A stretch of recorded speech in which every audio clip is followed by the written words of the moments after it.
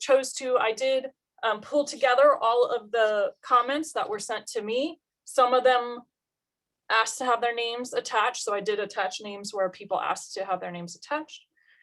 The rest were left anonymous, and I posted that along with all the other materials. So we've had an opportunity to hear from the faculty. So we will continue our debate on this topic, and we will vote today.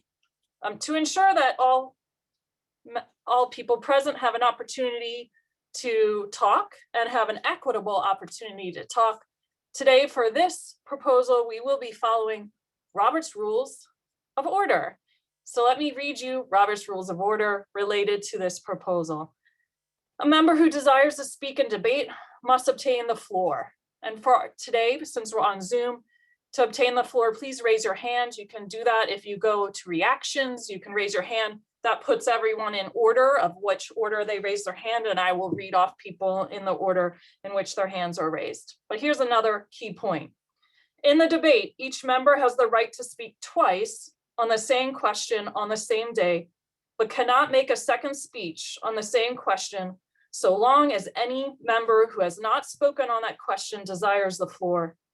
A member who has spoken twice on the particular question on the same day has exhausted his right to debate that question for the day. What does that mean? For this proposal, you get to speak twice. We will go through everybody who wants to speak once before we take a second opportunity to speak. So I encourage everybody to take a moment, think about what they want to say, because you only get the floor twice. So you want to say what you have to say in those two opportunities.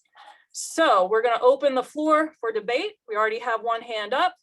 So we hand it over to Sarah Einstein.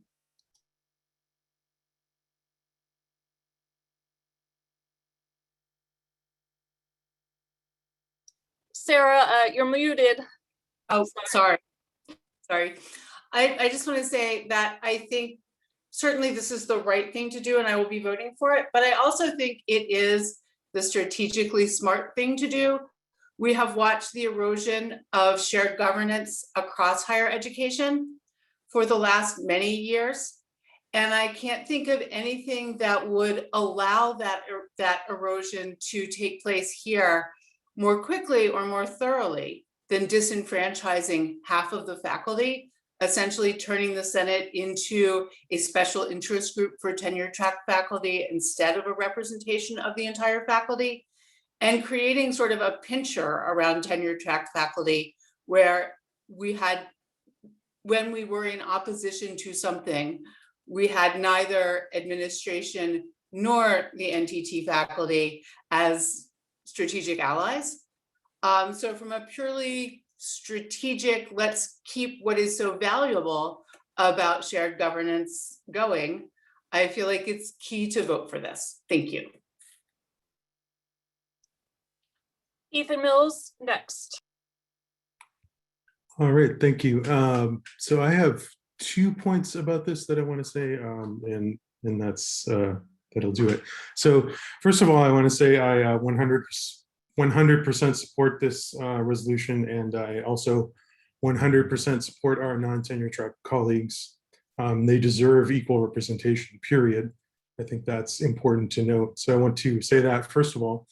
And I also want to say I honestly have been a little bit taken aback by some of the comments from some of our tenured and tenure-track colleagues about our non-tenure-track colleagues. And so I just maybe make a plea or ask my fellow tenured and tenure-track colleagues to remember that our non-tenure-track colleagues are our colleagues, right? And they can hear you. These are public forums. So even if you don't mean to be respectful, and I'll give everyone the benefit of the doubt and say that you didn't, but think about how your comments might sound to our colleagues. And so I can say I've heard from several constituents that these conversations have been hurtful for a lot of non-tenure-track faculty. And you can also see that if you read the comments that President Simmons collected. You should read those definitely if you haven't already. So I think it's a basic issue of respect and collegiality. So please remember that these are our colleagues we're talking about, and they may have different responsibilities and different duties, but I think we can say safely that all of us care just as much about this institution and its students. So I, for my part, support our colleagues. whether they're tenure track or not. So that's my first point. The second point is maybe a subtler point. So I'll try to get this out as best I can. So it was asserted in some of the earlier meetings that somehow giving more representation to non-tenure track faculty would encourage the further erosion of tenure at UTC and in academia more generally. Now, for my part, I don't believe that's true. I see no connection between those two issues. But here's my sort of subtler point. So even if this were true, again, I don't think it is, but if it were true, whatever small benefit we might gain from about protecting tenure, I don't think would be worth the cost of continuing to deny equitable representation to our non-tenure track colleagues.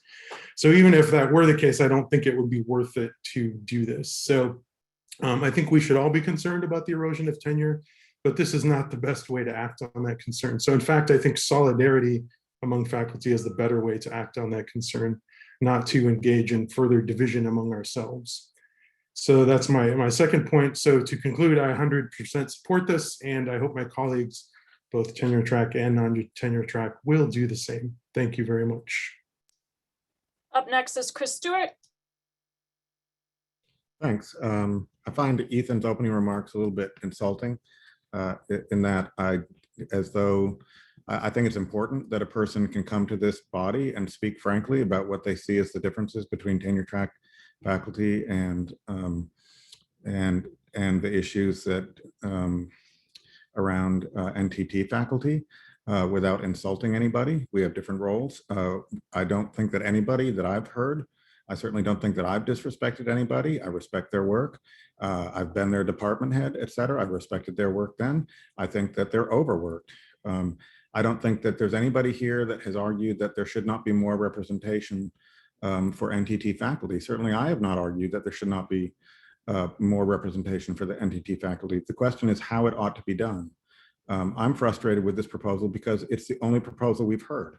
In other words, this body has not had the opportunity to discover other options for increasing their role. In other words, if we did it like UT Knoxville, where Stephanie Todd informed us that they make no distinction, that would mean that anybody can run for any faculty senate spot. I would be all for that. And I find it kind of amusing that last week, we were being told that they still needed a volunteer for the other non-NTT faculty senate seat. In other words, we're having trouble filling 2 seats and we're going to make it 16. And so I think you're in danger of having a lot of empty seats because these NTT faculty are already overworked. And now we've been denying them the joy of participating in this meeting every month. And it turns out that in fact, actually doing it is going to be a whole different thing. And so you may discover that you've got 16 seats, but getting them filled, as it is always true with tenure track faculty, right? Everybody has to go around, collaring people, trying to get them to do faculty senate. And it has been a challenge, I know, for Sarah Einstein to find tenure track faculty to run for the current seats. So I think that I wish that we could have the opportunity to discuss other proposals before having a vote on this one, and it's just a one and done. That is, without a discussion about how this should be done, we just had a proposal brought to us and it's going to be voted, and I think it's going to be approved, and it doesn't really bother me all that much. I've been vocal, but I think anyway, I wish that we had the opportunity to consider some other options. Thank you, that's it. Up next is Chandra Ward. Thank you. It is my position that faculty senate should be representative of faculty and that there should be proportional representation, full stop. I support this measure. Any concerns regarding the implications of the erosion of tenure track status and power should not be the burden of lecturers or non-tenure track faculty. They did not create that situation. That should be levied and directed towards administration. They should not have to pay the price for that. And there's something else I was going to say, but I forgot. But yes, I support this, and the implications about erosion of tenure non-tenure track should not be penalized for that. And we need to direct our energy towards administration regarding that matter. Up next is Alex Zellin. I would like to echo the comments of Ethan and Chandra. In talking with my constituents, all have been in support of adding lines for our non-tenure-track faculty into the Senate. They are part of our faculty, so they need to have equitable representation. If there are empty seats, there are empty seats. We've lived with empty seats before in the Senate, and it might be an empty seat process because not a lot of tenure track faculty are aware that they can even serve as part of the Senate. It's perceived as this isn't for me, when in fact, faculty Senate is for all faculty, and it is for non-tenure track faculty as well. So I would like to add my support of increasing the number of seats for our non-tenure track faculty members for equitable representation. And again, echoing the comments of Ethan and Chandra. Don Reesing's up next. I know there's a lot of discussion around this topic, and I definitely see the need for increasing the seats.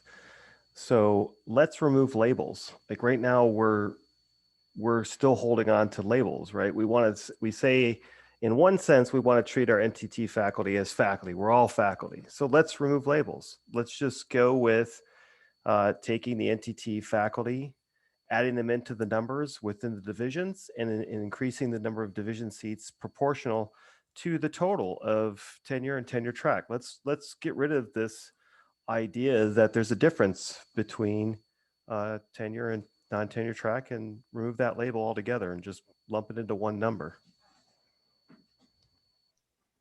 Jody Caskey's next. All right, so I too have heard from quite a few non-tenure track faculty over the past few weeks about this, and all of them have exhibited two things. One, they've all been offended to some extent at things that have been said about the role that non-tenure track play. And it's kind of been offset in saying that it's a philosophical argument, things like this, but our positions aren't philosophical. We are real people in real positions, earning real money, doing real work.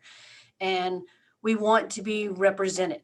And I think if we are given the chance to step up, we're not going to have a problem filling, the majority of the seats. Maybe not all of them all the time, but, as we just heard, that's not always the case for tenure track faculty either, where you do have sometimes empty seats.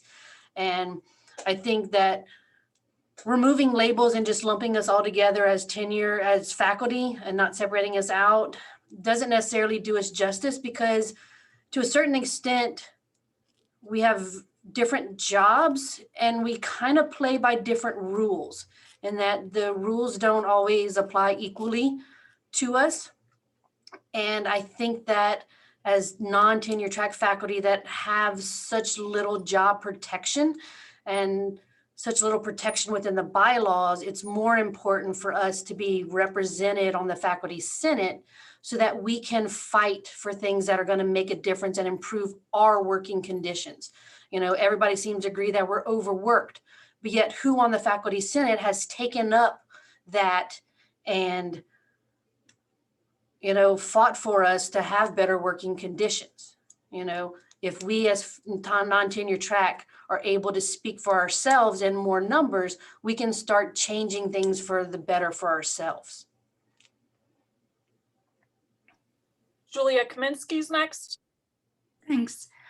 I plan to vote in support of the measure. I think it is the right decision. That said, I am disappointed that an effort to understand better the consequences of something that was not something that was on most of our radars in advance of last meeting has been interpreted in some cases as not appropriate. So I've heard from a number of people. I've really appreciated the opportunity of the last few weeks to talk to people in tenure track positions, to talk to people in non-tenure track positions, to learn more about the position of non-tenure track people in other departments, which is not always the same as it is in my department.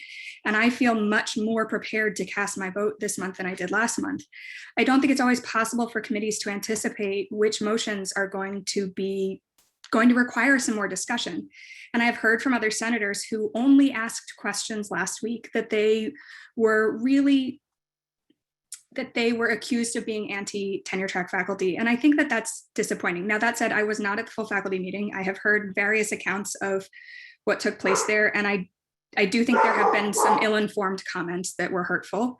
But I think it's important not to conflate questioning and debate and requests for information with attacks on the position of any member of our faculty. I would hate to see that take place. I think this is really important. I feel like I said, I've learned a lot in the time between last meeting and this meeting. I feel much better about casting my vote. I'm better informed, and I'm better informed about what the people I represent are concerned about. And so I would just like to put that out there. Erica Schaefer's next. Hi, I have a question and also a comment. Charlene, can I share both of those in one turn?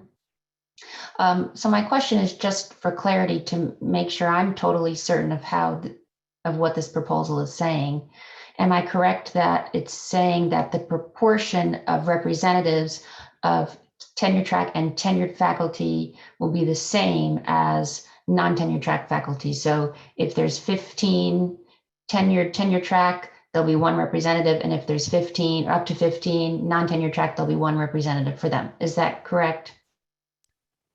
Yes, the same system. So there's an apportionment system that's in the bylaws where for your category, like I'm a humanities division member, so I count as one of the, I don't remember off the top of my head, I think it's something like 70 faculty members. And so the way we figure out how many senators is to take the number in that group and apply the 1 through 15 is 1, 16 through 30 is 2.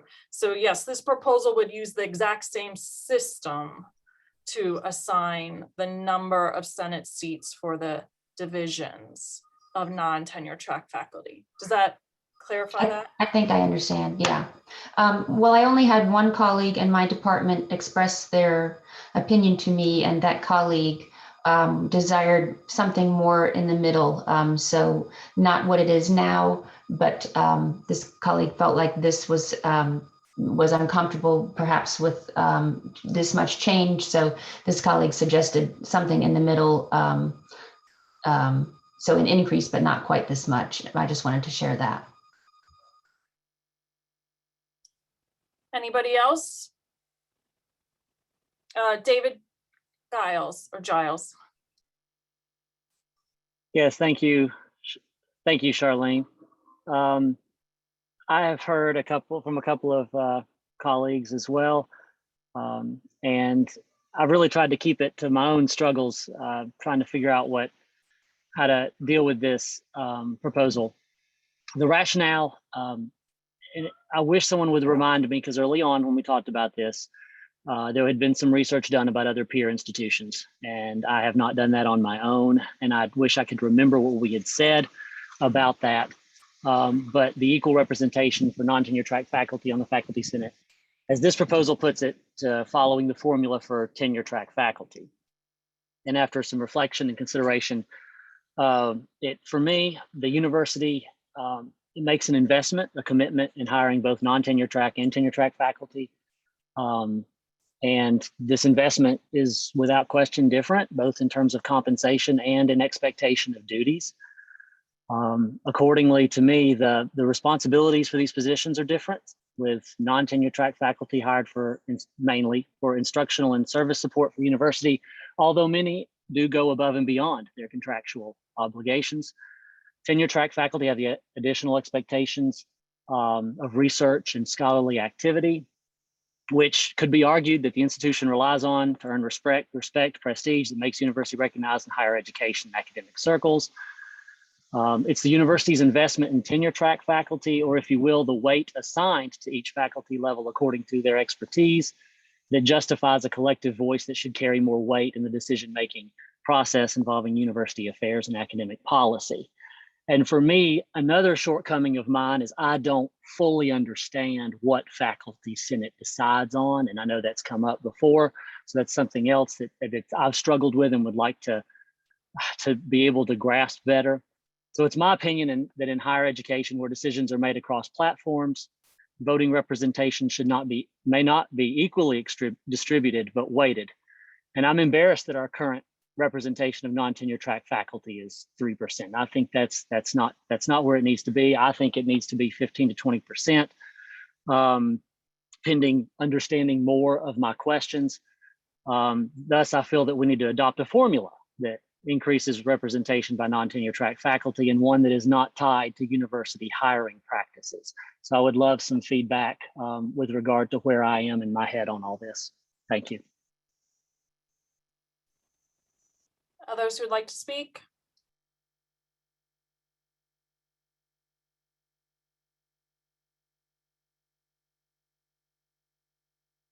Tammy Garland.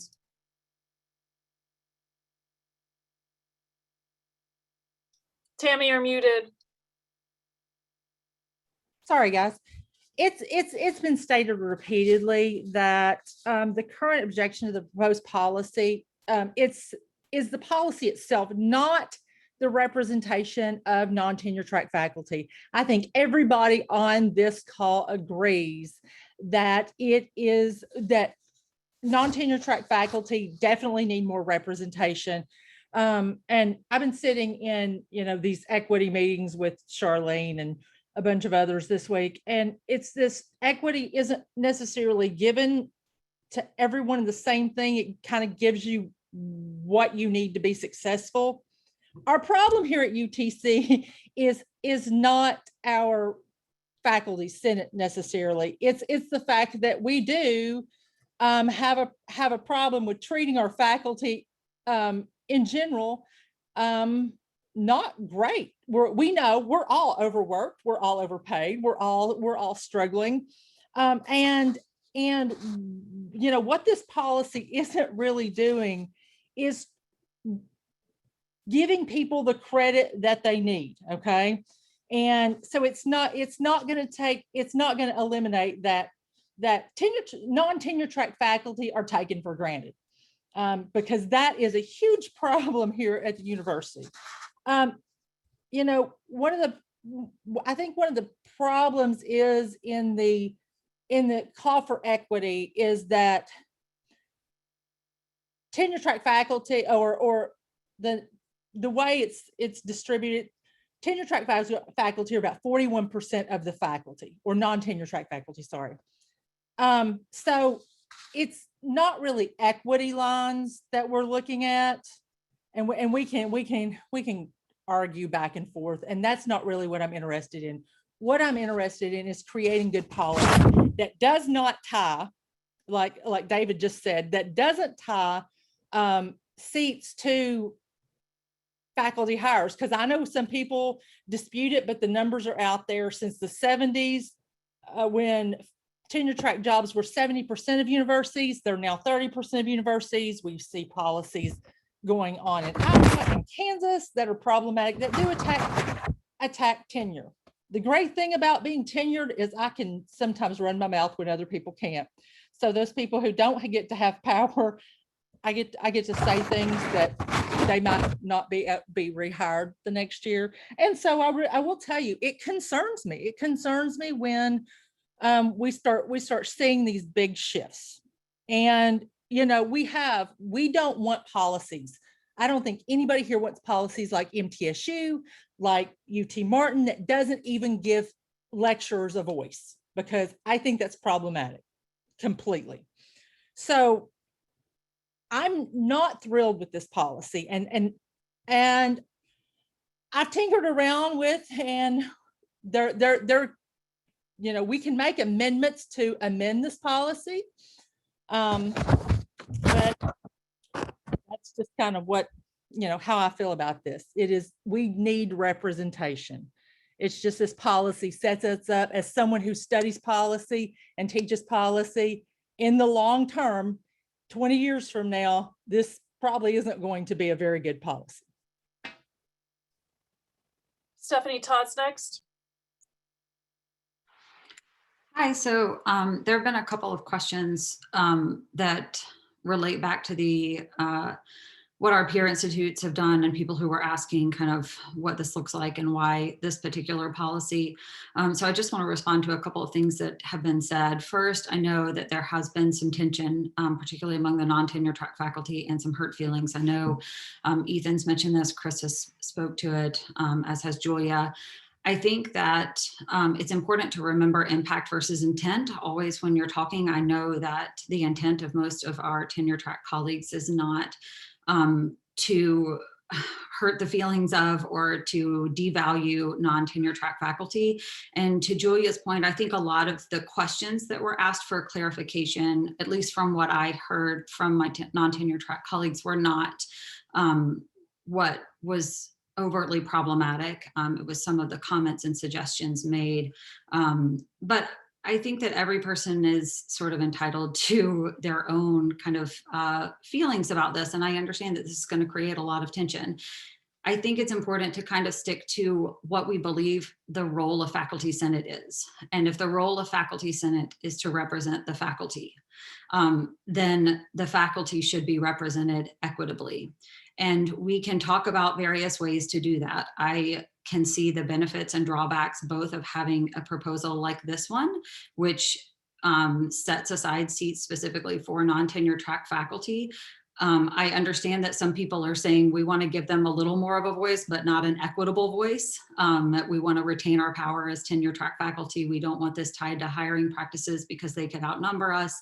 I think that's problematic in a variety of ways. I think saying that you want to sort of empower people, but not entirely empower them, or you want to retain your control, becomes problematic when you talk about equity in any context. And I would reiterate that most non-tenure track faculty feel very much that tenure is important and valuable, and we would be on the same side as our tenure track colleagues when we are dealing with this at an administrative level. The non-tenure track faculty believe, all of the ones that I know believe in the value of tenure and the importance of tenure and the importance of retaining tenure for our colleagues and the importance of continuing to bring in more tenure line positions. So again, I just return to, and I hope that everyone will consider what the purpose of Faculty Senate is. The purpose of Faculty Senate is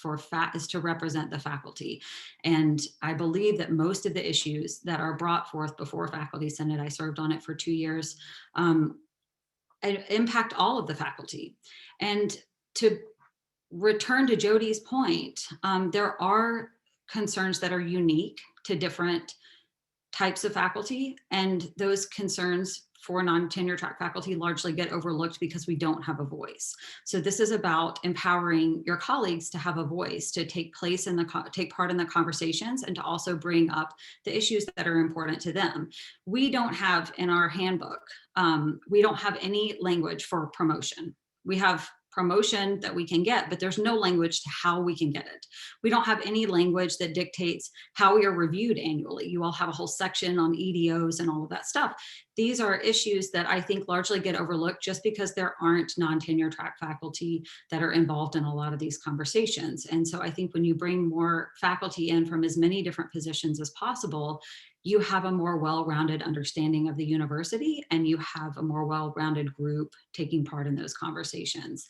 I'll be happy to answer any questions about why this proposal and the various types of proposals out there. Our peers do largely, for the most part, not distinguish between non-tenure track and tenure track, and everyone can run for any Faculty Senate seat. I do see some benefit in that. I also see some drawback, particularly at a university where Faculty Senate has long been tenure track. I think that the danger is that the non-tenure track still don't have many seats. So this gives them a voice. It guarantees a voice.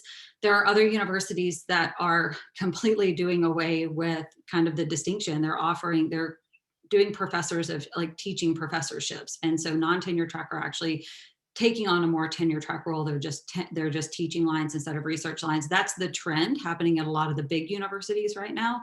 And so I just think if we're going to talk about trends, it's important to understand the larger context and not just pick and choose different, universities that we might want to model ourselves after. But again, I'm happy to answer any questions that you have about context. Thanks, Charlene. Brian Rogers is next.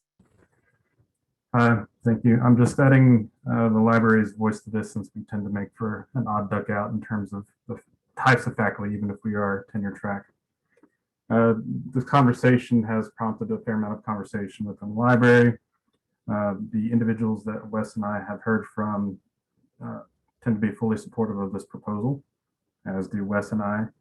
And we have thoroughly enjoyed the discussions about this thing. I agree with many of the sentiments echoed and spoken to by Ethan and others. And I would say we've heard enough from different people that regardless of intent, it would be disingenuous to pretend to not be aware that this is a fairly heated topic and that various folks have felt in different ways about it. So I would like to acknowledge that fact. Thank you. Anyone else who hasn't had an opportunity to speak yet would like to speak?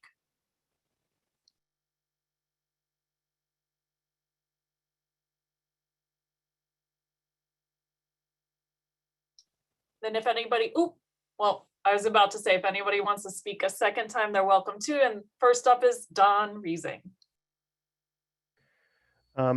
So I'm gonna do my best to say this. I'm not trying to stir the pot a lot here.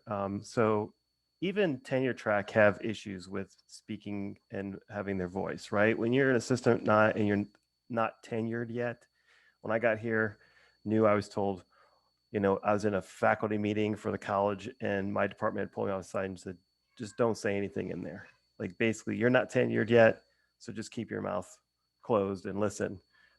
You can have your opinion, you can vote, that's fine, but don't voice anything. So, when we talk about, having equitable representation on faculty senate, I'm all for that. I not have an issue with it.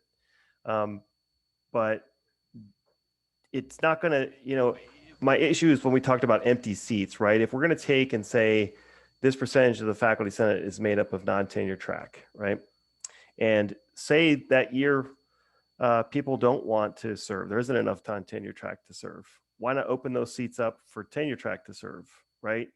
Giving the first option to non-tenure track and then say, okay, we have open seats. Because if this is really about having as many voices as possible, taking part in faculty senate, because I think what gives us strength in faculty senate is diversity in that there's a lot of people with different views, different understanding of things. And why not open it up for that? Why not allow for that to happen? So that if there is a case, again, we say, of course, we have equitable seats for our non-tenure track, but if those seats are not filled, then we can let tenure track fill those seats, right? That's why I'm really for just not differentiating. I understand that you've looked at that, Stephanie, you've looked at other ones that that go the route of just saying it's faculty in general. I know in the College of Engineering, when we elect faculty senators, we elect by rank. We say we need one assistant professor, we need 2 associate professors, and at least 1 full professor in the seats. We have 4 total seats. Now, in that 4, if we don't get 2 associates, we will allow a second assistant, we'll allow another full professor to serve, but we want at least, an assistant, an associate, and a full professor on the tenure track side in the representation. So that's kind of what we do inside, the College of Engineering and Computer Science.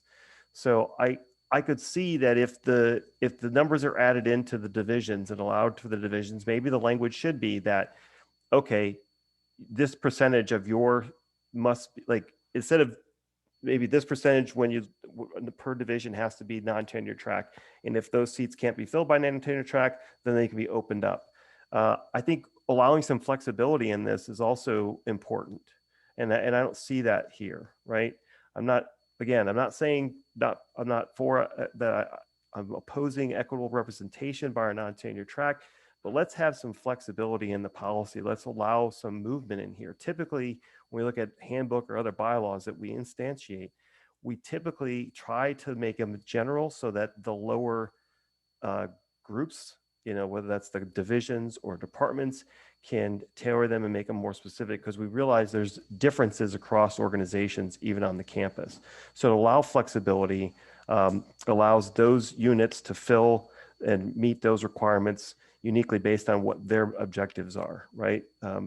Research in the College of Engineering and Computer Science, I guarantee, is probably vastly different than what research is in the business college or in arts and sciences, and even amongst departments in arts and science, right? So allowing those departments to come up with their own rules and how they address scholarly activities and research, that's why our bylaws and our handbook are written that way. And that's what I'm advocating here, is to allow for that flexibility, allow for that, while still ensuring that our NTT faculty have equitable representation. Others?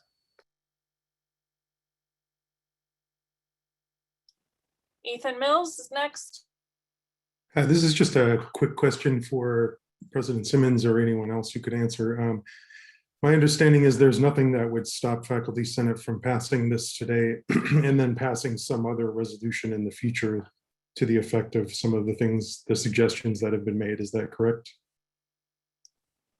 So the motion before us today is to change our bylaws. We can, of course, change our bylaws whenever we want. Right, good, thank you.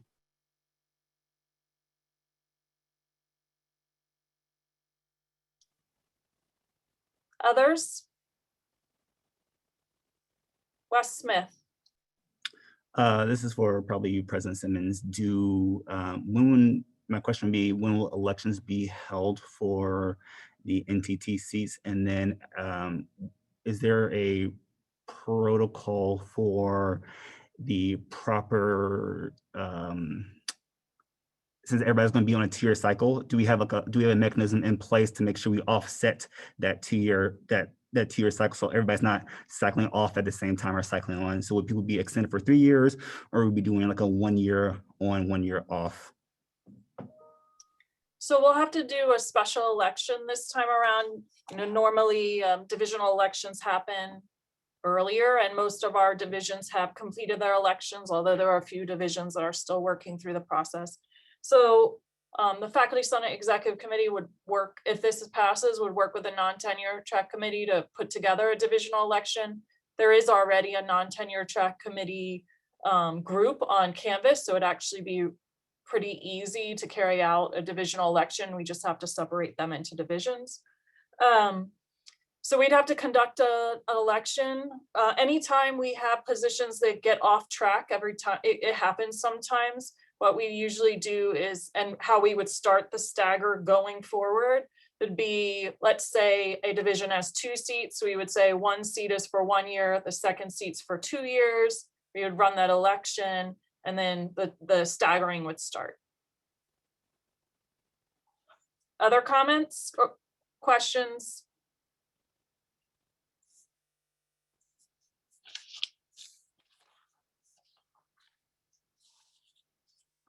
Julia Kaminsky. Hi, I apologize if I should know the answer to this, but I'm just curious if there are vacant seats. Is quorum calculated based on the total number of seats or the total number of filled seats? The total number of occupied seats. We have had seats empty in the past.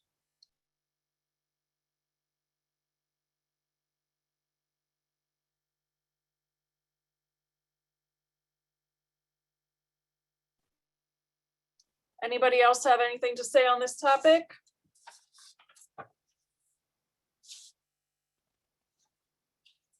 Okay, then I will add my thoughts, and then we will vote, because this is a motion and we have to vote on motions. So here are my thoughts on this topic. The Faculty Senate is a body that represents all faculty, including tenured, tenure-track, non-tenure-track, full-time, part-time, 12-month, and 9-month faculty. The Faculty Senate is a body that advocates for the role of the faculty in the shared governance of the university. This proposal dismantles a system that has left our least powerful and least privileged faculty with few opportunities to have their voices heard. This proposal furthers the cause of shared governance by ensuring the Faculty Senate equitably and inclusively represents the faculty which it serves. I encourage all to vote to uphold the value of shared governance by voting yes for this proposal. And I see Tammy Garland has her hand up. Well, I was hoping that somebody else would do this because I'm trying to represent both non-tenure track and tenure track faculty. So I vote to make an amendment, or I move to make an amendment. What is your amendment? The amendment is to have the language, the number of Senate members from each of the above divisions will be based on the number of full-time non-tenure track, tenure track, and tenured faculty in each division. Now, when it when it says above, there is a language from above that is not in this policy, but it would be full-time.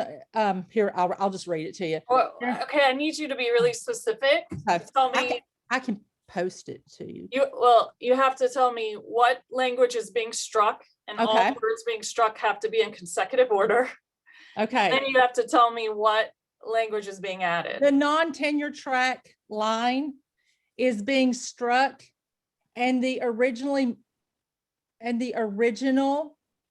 statement, it is replacing assistant, associate, full professors with full-time non-tenure track, tenure track, and tenured faculty. That way it includes everyone who is full-time on campus.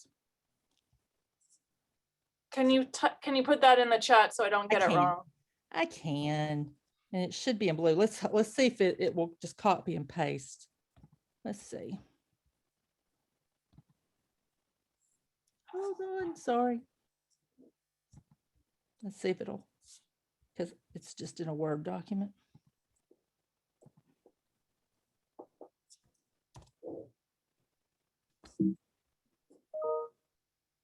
It's not gonna let me. Hold on.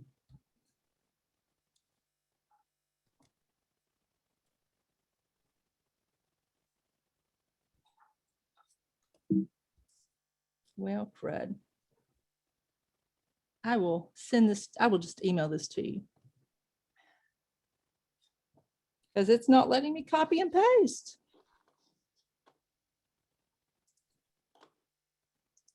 File, new message. Well, Charlene, since you have sharing capabilities, attach.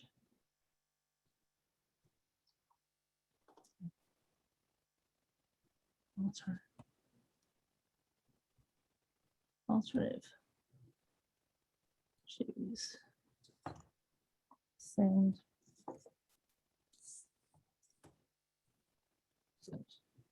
There you go, Charlene. You can share it.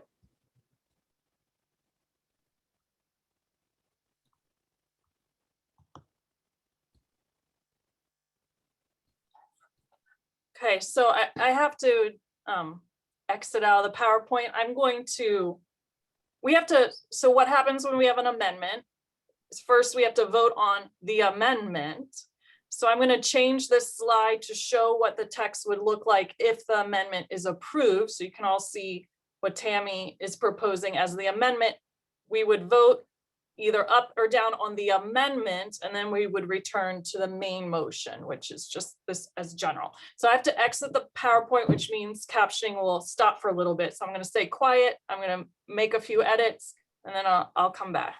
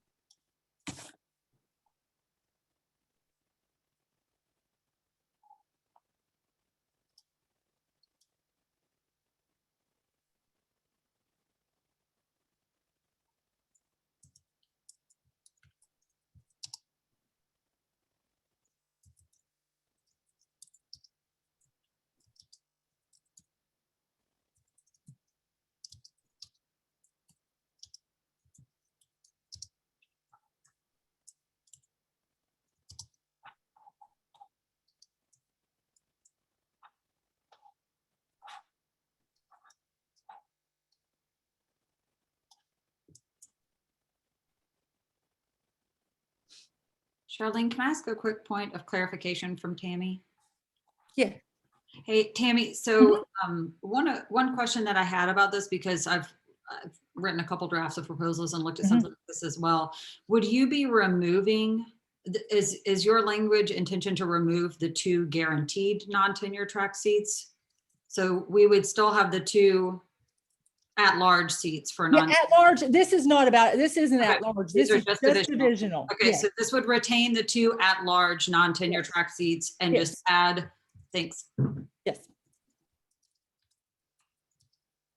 Because that is truly half right there, so.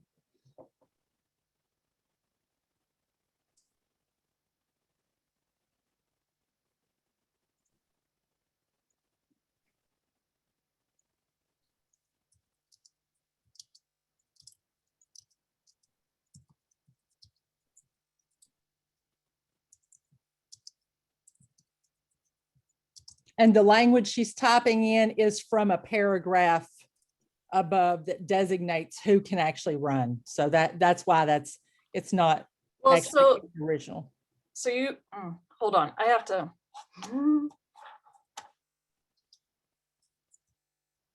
Okay.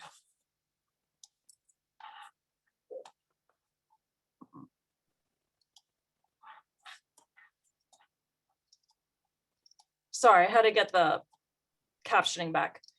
So if you're amending what's proposed, you can only amend what has been proposed by the non-tenure track committee. If you are then proposing changing some other part of the bylaws that was not in the original amendment, we can't talk about that. That's true. Okay. Yes. We need to focus on what is before us. So Tammy has put a motion forward to amend this proposal. First off, we need someone to second Tammy's amendment. Do we have a second? I'll second. So now we will discuss the amendment. So we are not discussing the larger proposal. We are simply discussing the amendment that Tammy has proposed. So she has essentially swapped part of the paragraph. So this is the new paragraph that she is proposing. So we will open the floor. This is a new question. So everybody has an opportunity to talk twice on this. So we'll start our count over. And so I open the floor for debate about this amendment. And we start with Julia. I was wondering if Stephanie could speak a little bit more. She referred earlier to conversation about a model like the proposed amendment and why the committee did not recommend that. And I would just like to hear more from her about the discussion in the committee and why a model like this was not the one that was recommended and why the committee believes that the recommended model is preferable. Answer, yeah. So we looked at a few different models, and the reason that we preferred this, or the reason that we came up with this, is because it guarantees seats for the non-tenure track faculty. We were concerned about opening up all of the seats that non-tenure track faculty would essentially remain in the same position that they are now. And so we liked the idea of guaranteeing a certain number of seats. And since our bylaws already had tenure track seats carved out, we just carved out the non-tenure track. I do see some merit in this, to be clear. Like I said before, I see merit in both approaches.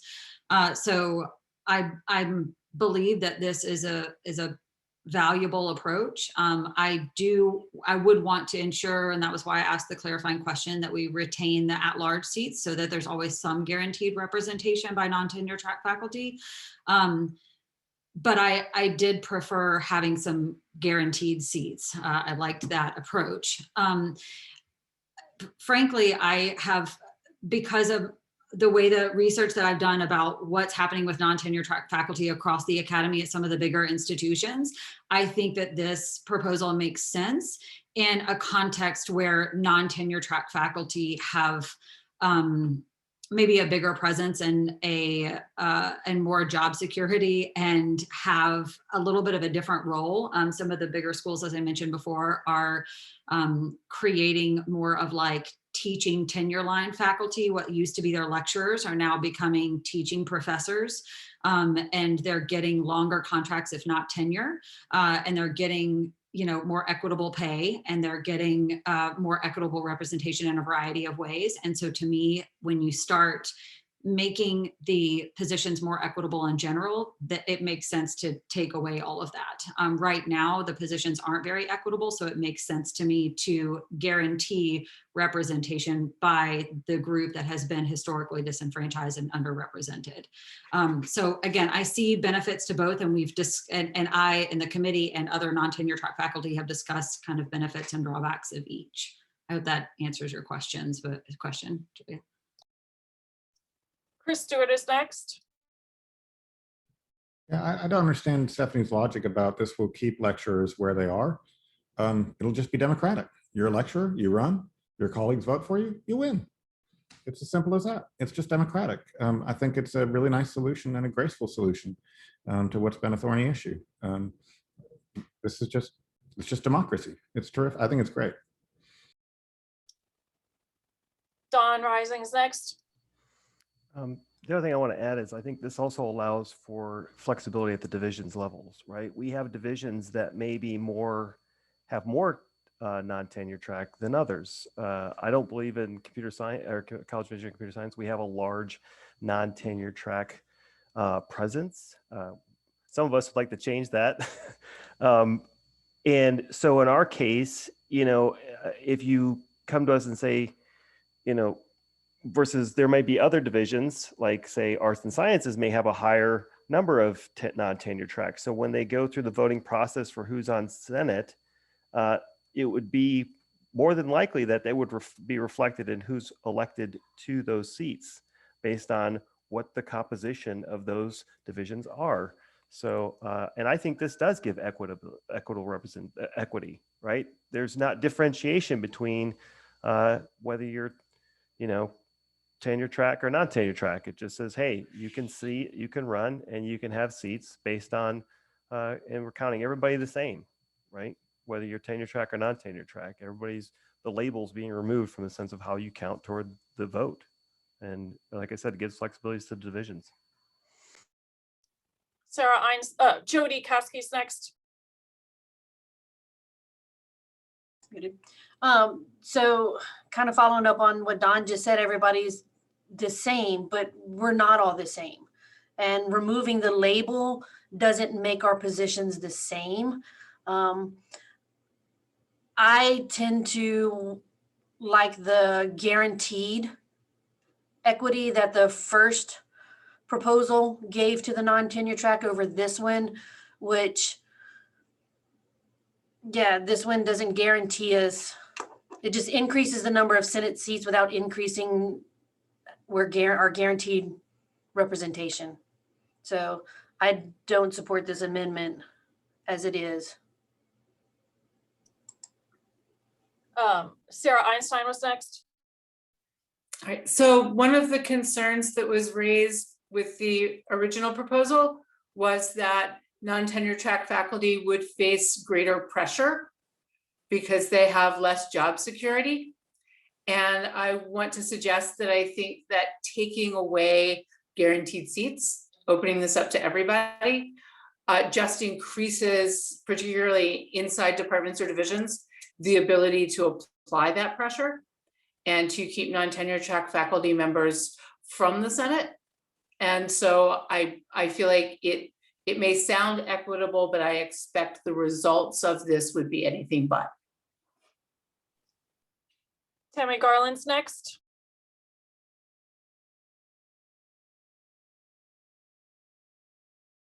You're muted again, Tammy. Sorry. There is language above this section in the bylaws that basically recommend that you choose from all the groups, and it's at 3 right now because there are 3 groups, but a simple modification to the bylaws would ensure that all 4 groups are represented when people will run, and it ensures that if people want to be from all groups on faculty senate, they can, And if people don't want to run, you can have one group not be represented, but that is a choice of the division. So does that make sense? Beth Crawford is next. I think what I'm going to say relates very much to what Tammy just said. And I get the point that we can't, within this amendment, within this discussion, change anything above, but could we just add a caveat to this particular amendment? Tammy, what you were trying to say, I think that within those divisional elections, each group would be represented. I think that would solve some of the problems where folks are saying, but wait, the tenured faculty could take all the slots and the non-tenured faculty not get any. If it states that within each division, all 4 are represented, I think, was that what you were trying to say, Tammy? I'm trying to clarify what you were trying to say.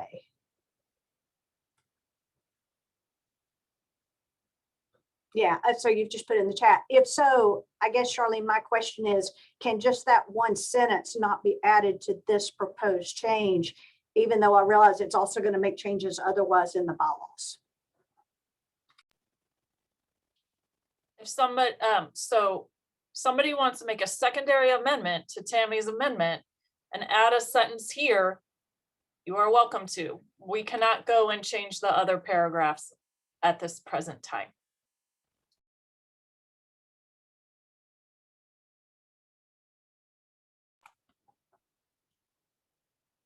Beth?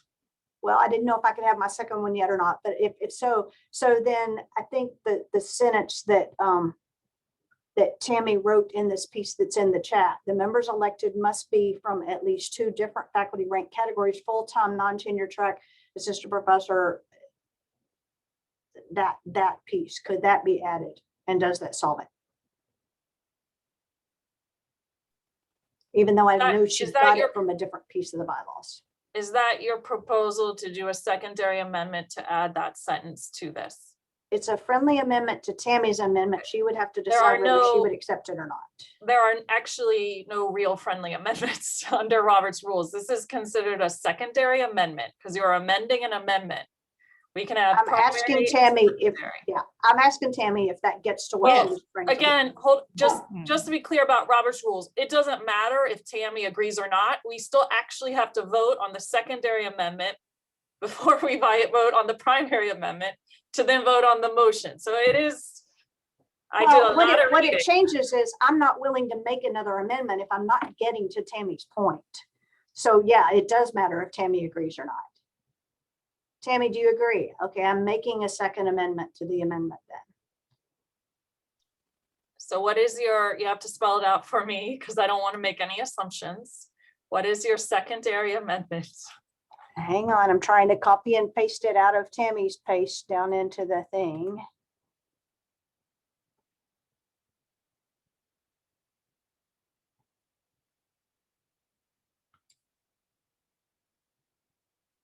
Good grief, there's so much in this chat.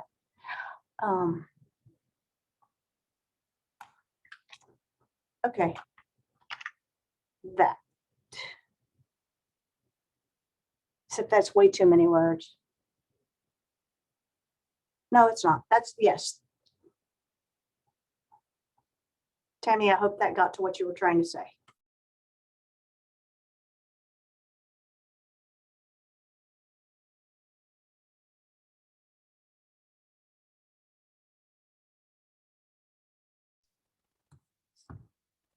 Did you hit return, Beth? Because I haven't seen it pop up in the chat yet. Or is that just me? Oh, there it is. Hold on.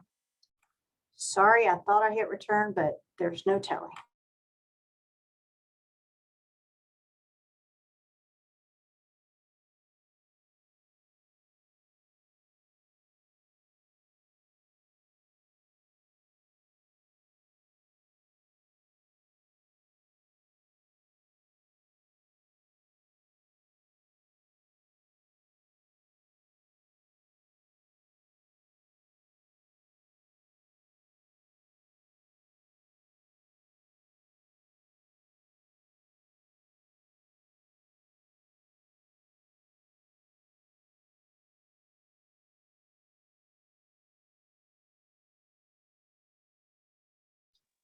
Okay, so we have a secondary amendment from Beth Crawford to add the text that's in red.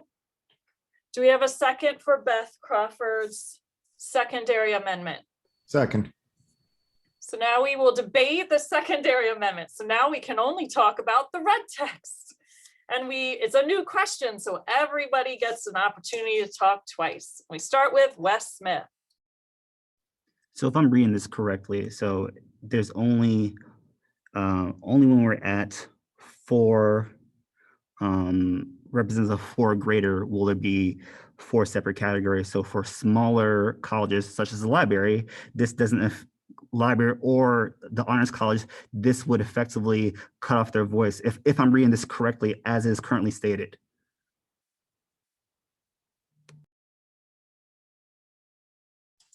Can I add to Wes's question? So the way that the original proposal was that, so for instance, for the library, which is small, maybe there were 6 tenure track and 6 non-tenure track.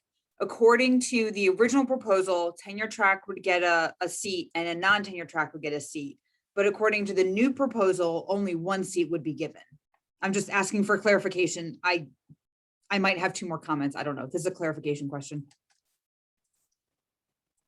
So I guess, Alex, if you're saying, let's say a division has 6 tenure track faculty members and 6 non-tenure track faculty members, then you are correct. They would still retain only 1 senator because they're in that first group of 1 to 15. So they would still keep 1 senator.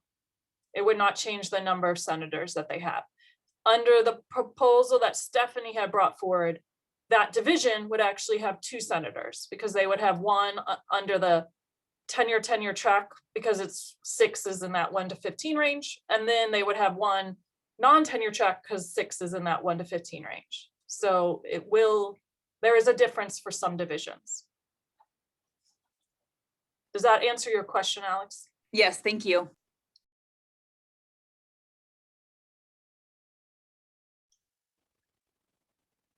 Other thoughts on the red text on the screen?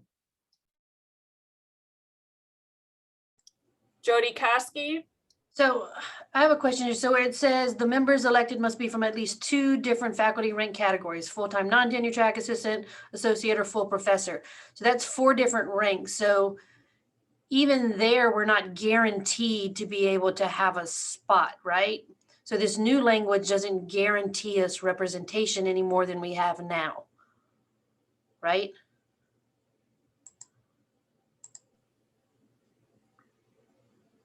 Tammy, I guess first I'll answer Jody's question. If there were 4 senators in a division, the way it's currently worded, then yes, there would have to be 1 from each of those 4 different categories. But if there's anything less than 4, then they would not have to have someone from, let's say, non-tenure track or someone from, let's say, assistant professor. Does that answer your question, Jody? Yeah, but it says even if there's 4, it's desirable that they come from 4 different, but not required. So even then, it's still not guaranteed. Good point. Next up is Tammy.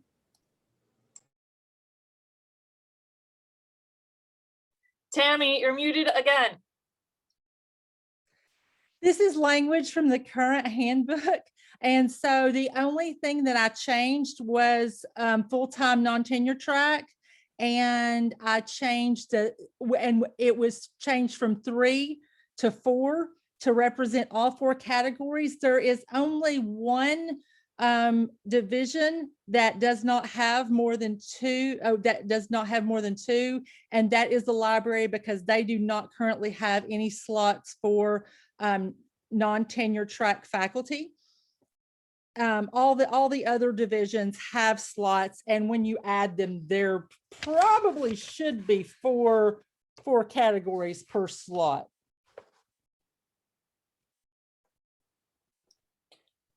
Before we go to Wes, because he'll be speaking for the second time, are there other people that would like to speak on the red text who haven't spoken yet?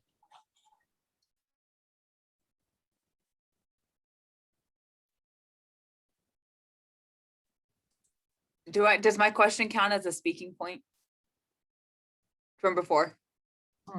I'll say you were asking a point of clarity. So Alex, if you wanted to speak in general, you can speak. Okay, so the language of desirable means that that would be phenomenal, but there's still no guarantee that different representation will occur. I know that non-tenure track or non-tenure track and then tenure track, still being an assistant professor myself, the Senate is one of the only places where our voices are actually being heard, and that we're kind of able to speak up, at least in a way, and, you know, having our constituents, you know, being able to voice what our constituents want as well.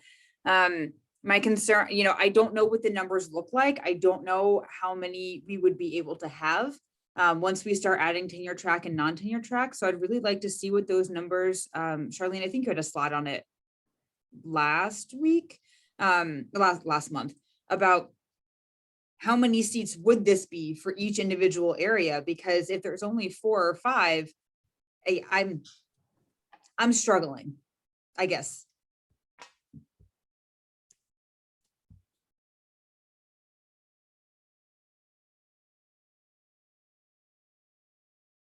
And now that I realize, I think Wes's first speaking was a question. So we'll go to Wes. You don't have to wait for a second round.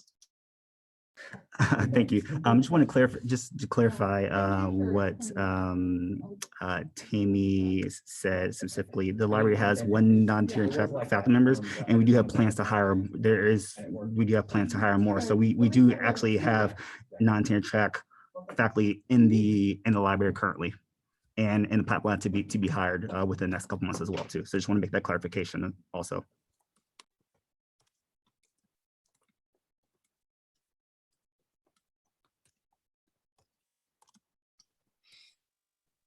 Other thoughts on the secondary amendment?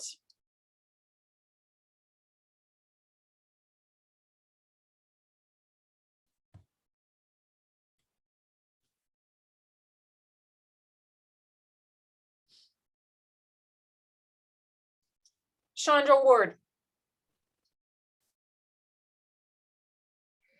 So with this amendment, in a department like English, for example, that has a significant number of non-tenure track faculty, in this formulation, would they only get 1 representation, despite the fact that they, representation-wise, would they be outnumbered by tenure track faculty? It seems like a preference and not really getting to the issue of adequate representation, because you can select out the 3 different categories of tenure track faculty, and we are not really putting in place a myriad of categories of non-tenure track faculty, but they still end up with 1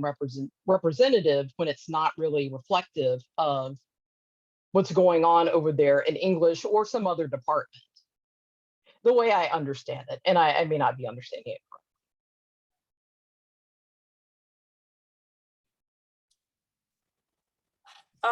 Somebody else had their hand up, but I think they took it down. Anyone else want to speak? Stephanie Todd. Yeah, I think just to Chandra's point that she just made, I don't believe this would guarantee us any additional seats. That's the point. I mean, it adds total seats and it opens them up to everyone, but it doesn't guarantee. So they could conceivably, and I think this question was asked, this point of clarification was made by Eddie in the chat. It could be that we add 5 more seats to CAS and all of those seats are taken by tenure track faculty, the way that this is written now. So no, it would not guarantee any more seats for non-tenure track faculty. Ethan Mills. Thanks. So maybe this is more an appropriate comment for the original amendment. I'm not sure about the procedure here, but it seems like both amendments in some ways kind of undermine the whole point of the original measure, which was to give more representation to non-tenure track faculty. And also I would say that because Stephanie has done so much work on this and talked to so many non-tenure track faculty, and they didn't want this, that to me gives me a reason to vote against both of these amendments, I suppose. So that's it. Other comments? Jody Caskey? Yeah, I just kind of want to piggyback on what Ethan just said, and that this is a very different from what we've been talking about with our constituents for the past month and a half and what Stephanie's been working on. And I don't know how the non-tenure track faculty would feel about this, because it doesn't guarantee us any additional seats. It gives us the opportunity. And as Chris said, it's a democracy. So, we can run forward and we can be voted or not. But democracy doesn't always work well for the minorities when those in charge are working against the minorities. And I'm not trying to imply that anybody here is working against us, but, there are, things that happen that, are out of our control. And so I want to see guaranteed representation, not just an opportunity to compete against tenured faculty for representation.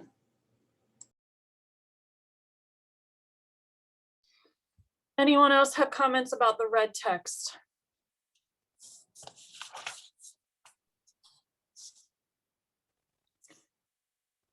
So here's, Chris Stewart. Yeah, I'll just say that if you're concerned about the English department, the lecturers are the majority in the English department. They're unlikely to lose elections due to having too little support, as long as they run. So anyway, I just think, again, it's democracy. You win the seats. There's no end of how many seats you might gain, so long as you run for them. Okay, any other comments about the red text?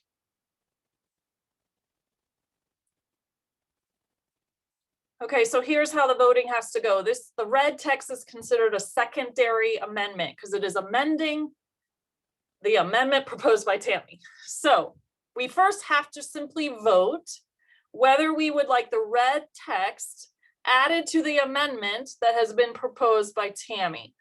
You are simply voting on the red text. This is not a vote on the larger main motion. You are just deciding whether Tammy's amendment should include the red text.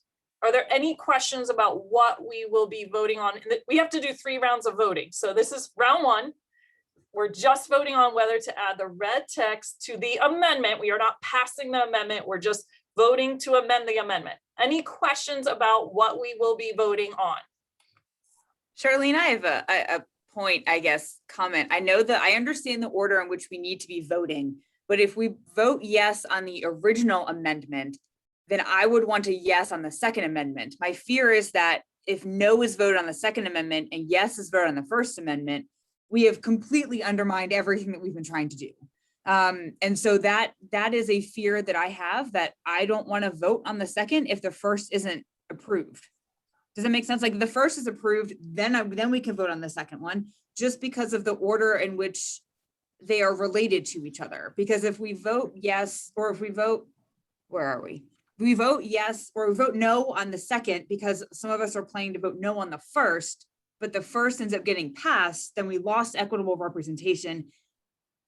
And then we're just, then we just talked for an hour and 20 minutes and nothing was accomplished, period. So I also have to teach at 5:30 and I delayed it last month and I can't do it again. So I understand that, like, the outcome of the red vote will impact how people will vote on the next round.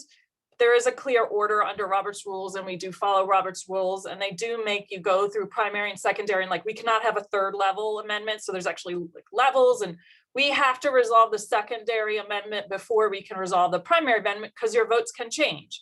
So you might say, I'm going to vote yes on this, but end up voting no on the primary amendment. So we have to take them one at a time, and we have to start with the red, and then we will take the amendment, and then we will get back to whatever the main proposal looks like after the amendment decision is made. So there's no real perfect fit. We're just going to go with Robert's rules as outlined by our bylaws.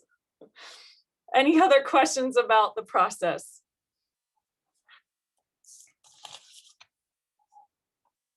Okay, so here is what we're voting on. If you would like the red text to be added to Tammy's amendment, you vote yes. If you do not want the red text included in Tammy's amendment, you vote no. I'm afraid we're gonna have to do a roll call vote. I saw somebody ask about doing the hands, or the yes, no. So, Zoom has done an update. And so the last time we tried to use the yes, no, they were disappearing faster than we could count them. And so this is very much a process of like the nominata, our secretary, and I have to count the votes, and we need to be able to count them in an orderly fashion. So the roll call vote is the easiest way to do that. Before we vote, though, we have two more people who would like to speak. We'll go with Irina first. Yes, hello. It's a very quick note. I talked to people that I represent on what was there. I didn't, of course, have time to talk about amendments. Is there, I mean, does it make sense to just let me have some more time until next time so I can solicit opinions and then choose accordingly?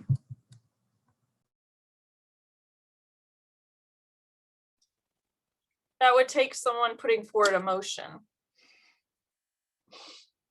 Are you putting forward a motion, Irina? Yeah, I'll put a motion so I so I know what people think before I cast my vote. So I just don't vote for what I think. I vote for the others. Yeah, I guess I put a motion. Yeah. What is your motion, Irina? I need a. Oh, give me some time to talk to people, to solicit opinions, and just so I know what others think, not only what I think, but people in my division think. And so I don't speak, I don't think that I speak just for myself. So yeah, that will be my motion. So essentially you are putting forward a motion to postpone till next meeting. Is that what you are saying? Yeah, that would be good. Yeah, next time I can be ready. Yes. I have to check something in Robert's rules, because there's actually this whole other side about which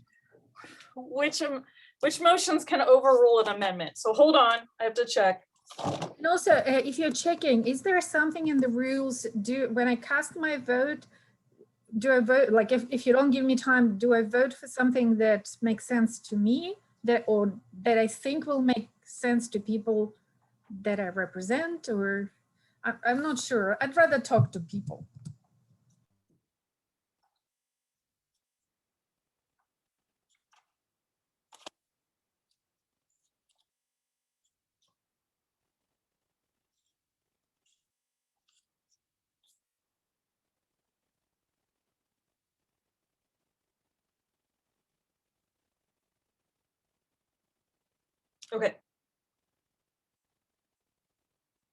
Okay, so I checked the rules. So the amendments take priority over all other motions except postpone indefinitely. Unless we have a postpone indefinitely, which is, to be really frank, a motion that kills all discussion ever, then we're going to vote on the proposed amendment. So we cannot postpone the amendment to next meeting.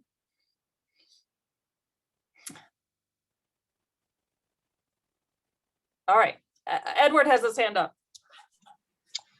Can you hear me? So I guess my question is in response to Alex's point about the order of the vote.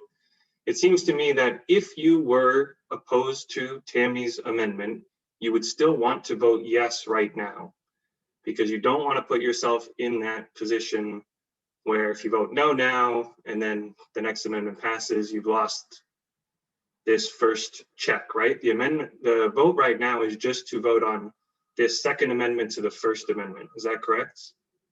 I just want to make sure that I'm clear on this because it may address what Alex brought up. Correct. Okay, so we cannot postpone the amendment definitively. So we are going to move on with a vote. We are going to vote on the secondary amendment. So again, if you would like the red text added to Tammy's amendment, vote yes. If you would like to not add the red text to Tammy's amendment, vote no. We're going to do a roll call vote. Everybody clear? All right, let the roll call vote begin. I'm gonna just say first names, and I know that Hong Quinn is sitting in for Meng Zhan, but Jin, but alphabetically, Hong, you're gonna end up under the M's because it's based on the main person. So we're gonna do alphabetical by your first name because that's how the alphabet on Zoom is used. So again, yes is to add the red to the amendment, no is not to. Tammy Garland.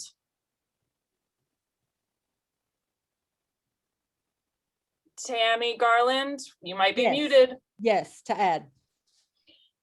Jamie Harvey, Yes. Alex, Yes.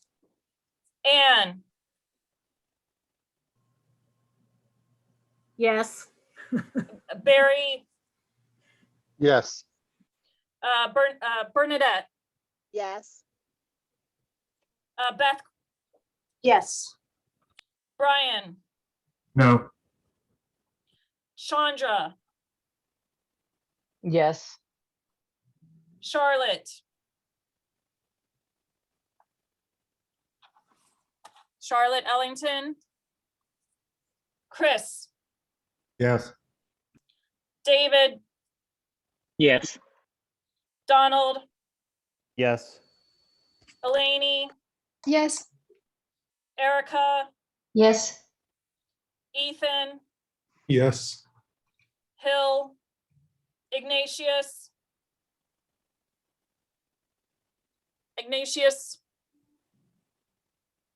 Irina, Yes. Jacqueline, Joni, Yes. Jody, Yes. Joshua, Yes. Julia, sorry, Julia, Yes. Lainey, Yes. Liz, Yes. Marissa, Yes. Hong, For documentation, I vote yes. Natalie, Yes. Nicholas, Yes. Phil, Yes. Priscilla,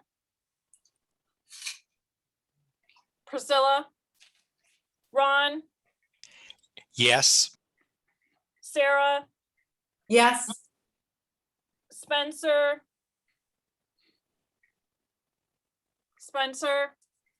Susan, Yes.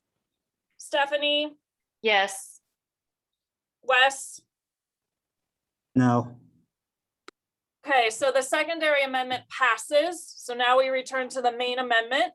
So now we are looking at the amendment, which means that the original proposal is being amended to be the text that is on the screen. Do we have any remaining discussion about the primary amendment?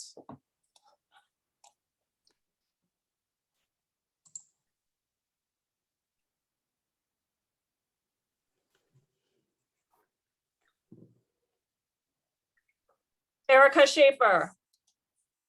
A question. So if this amendment is approved, then are we still voting on the, how is that working? Can you, Sure. So good question. So right now, we're gonna vote to whether we want to amend the original proposal to what is said here. Then, whatever the outcome of the amendment decision is, then we will have to have a vote about whatever the proposal ends up being. So right now, you're just voting on whether you want to amend the proposal. This is not the final vote. Does that make sense? Anyone have a But question I about just that? want to add clarification to what you said, Charlene. If this amendment passes, the language of the original motion is changed to the amendment, and then you are voting on the motion as it is amended. That's what you're voting to approve. Correct, but we will have two separate votes. We have to have the Correct. first Yes. vote. Yes. It will be a second yes, vote. Correct. Yes, so we'll have one vote to decide whether we're amending the proposal or not, and then pending that outcome, I'll make sure the screen says the right stuff, and then we'll have a second vote. So this first vote is to vote whether you want the proposal amended or not, to be what is all on the screen right now. Other questions or any other discussion on the primary amendment? And Charlene, I'm sorry, I'm a little lost in the layers.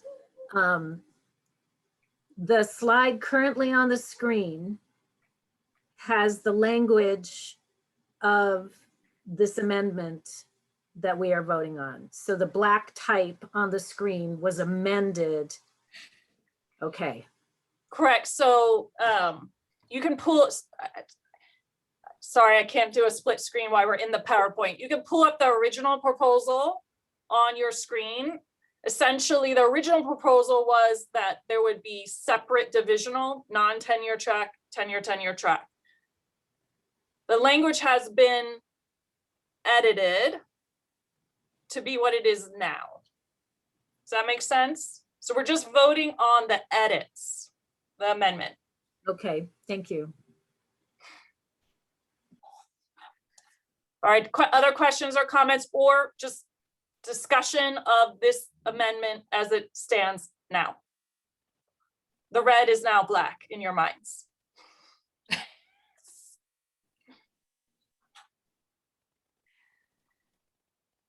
Okay, then if anyone else have, oh, Jody. Yeah, I'm sorry. My stomach's starting to hurt. This isn't sitting very well with me because this is very different from what I came in here to vote on today and what I have been telling people we were going to vote on. And being non-tenure track and it being only 3% of the faculty, we are outnumbered by the tenure track that might railroad this through and we lose any guaranteed representation that we were hoping to gain. And this is precisely the reason why we need guaranteed representation. That's all I have to say. Anyone else? Don Reesing. Earlier, there was a discussion where they brought up about the fact that if you had a division where you had 6 tenure track and 6 non-tenure track, you'd still end up with only 1 slot. That's true even if you had 12 tenure track or 12 non-tenure track, right? You'd still end up with one seat or 1 senator. So just want to make that as a point of clarification. Tammy Garland.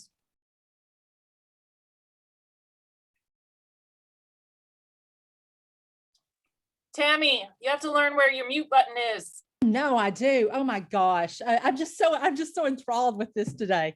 I will say that this was taken from the handbook. The language doesn't change and it represented assistant, associates, and fulls.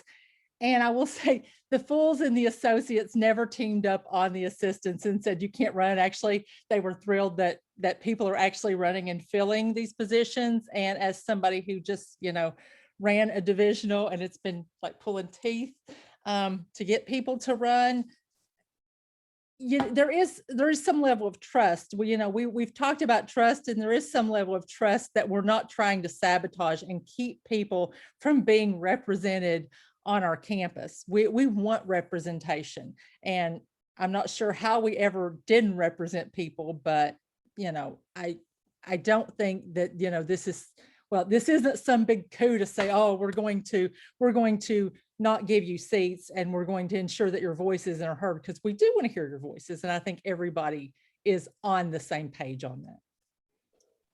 Chandra Ward. I'm sorry, I want to clarify, I may be dense, that's totally possible. Are we voting on the original proposal? Okay.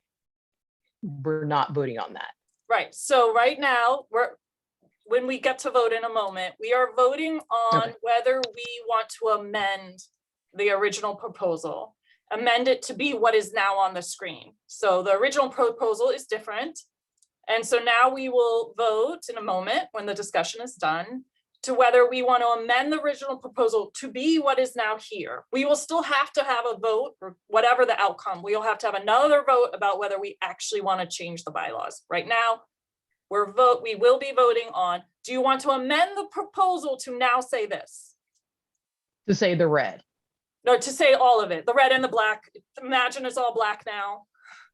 I can stop the captioning for a moment and make everything black so it's clear.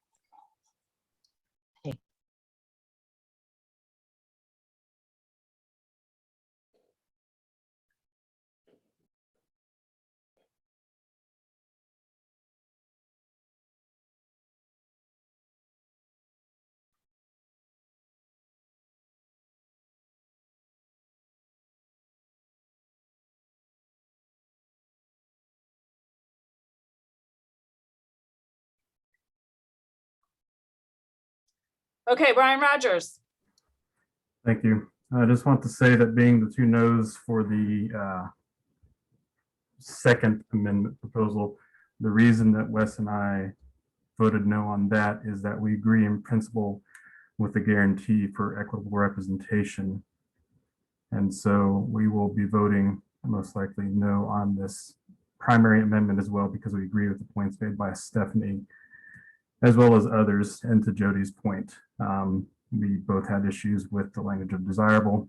And even if there is the intent and the desire to all be on the same page about making sure everybody's voice is heard, the principle of guaranteeing it ensures it ensures the opportunity for that to occur independent of any of our personalities inadvertently or intentionally getting in the way of that. Thank you. Wes Smith. And just to add to that, you know, since I was the original one to postpone this vote the first time to get feedback from my colleagues, while I understand the changes for the amendments, I've had ample opportunity to hear a lot of feedback, as you know, Brian and I are both active within the library, and this does not do what this does not do what our constituents want it to do. We, you know, kind of disagree with the word desirable. I understand the good intentions for that, but again, being a smaller college, this completely underrepresents us, and we do. If a division happens to become smaller due to whatever reason, this will undercut them as well too. And just want to again clarify it just doesn't really make sense why we're, you know, to vote yes on the first amendment or this secondary amendment if we're going to vote no on this one. But again, just to reiterate Brian and I's stance on this doesn't actually improve representation at all. Anyone else?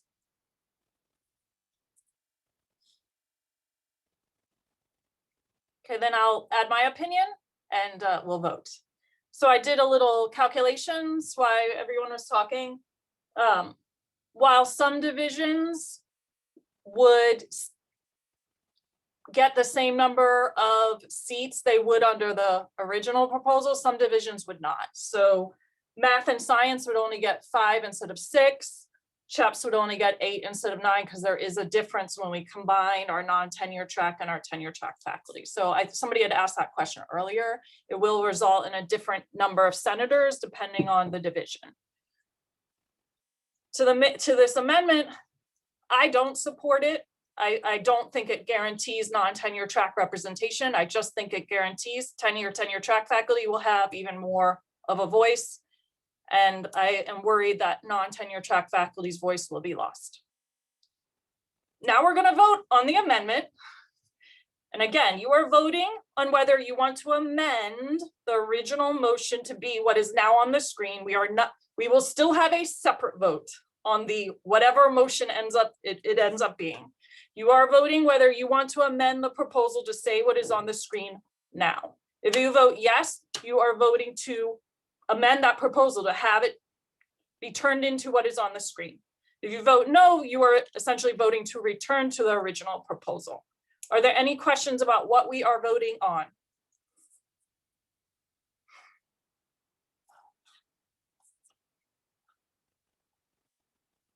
Okay, then we will do a roll call vote. We are voting on this primary amendment. Tammy Garland.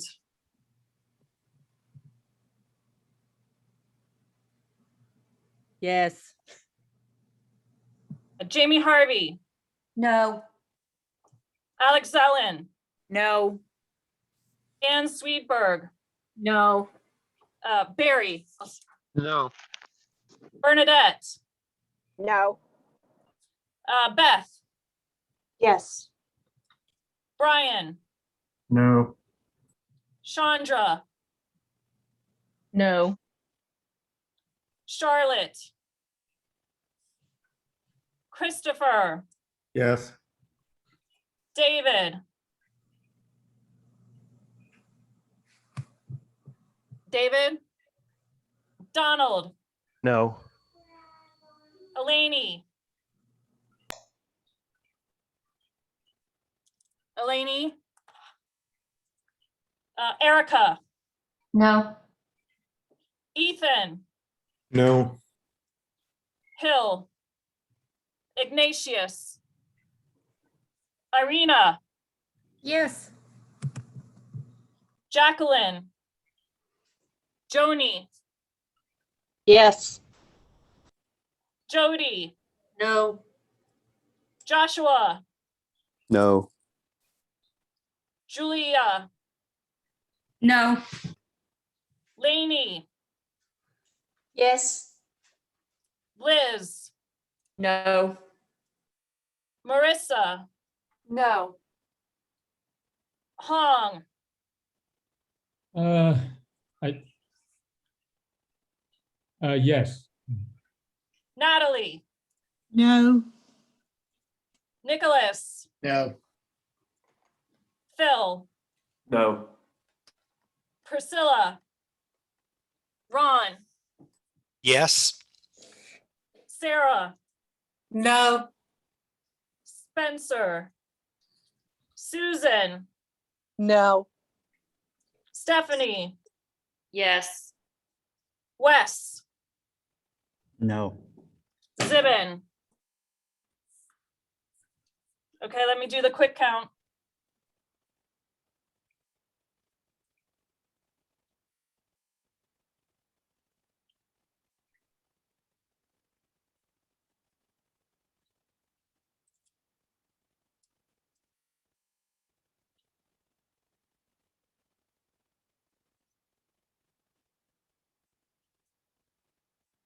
There were 9 in favor, 21 not in favor. The amendment fails and we will return to our original proposal. It'll take me a moment to get that up on the screen.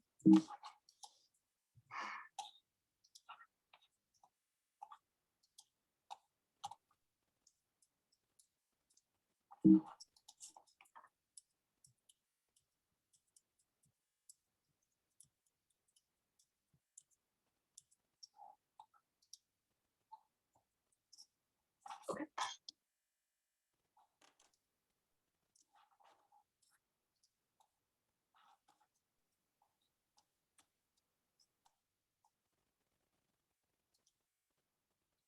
All right, so we find ourselves back at the original motion.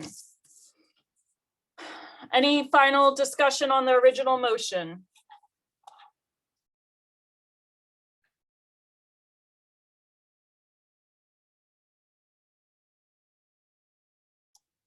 Ron? Sorry, Donald. I'll take it as I'm Ron. I know there's been a lot of discussion about it, some of it heated, some of it not, but I think the point of equitable representation is important here. You know, I said in the full faculty meeting that the number of non-tenure-track versus tenure-track that comprise the faculty on the university isn't dictated by the faculty. It's dictated by the administration. So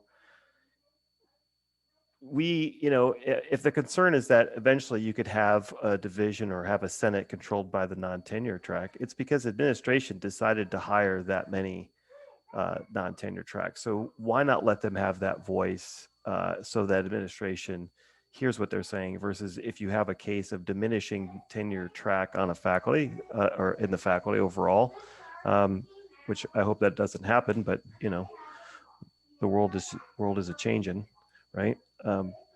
Then we need to have it to where it's not dominated by the minority, right? If that's the case. And so I don't think that the non-tenure track are looking to undermine authority. I think they, or undermine tenure. I think they're looking to have a say in the governance of the university. And I think they should have it. Anyone else have anything to say on the proposal?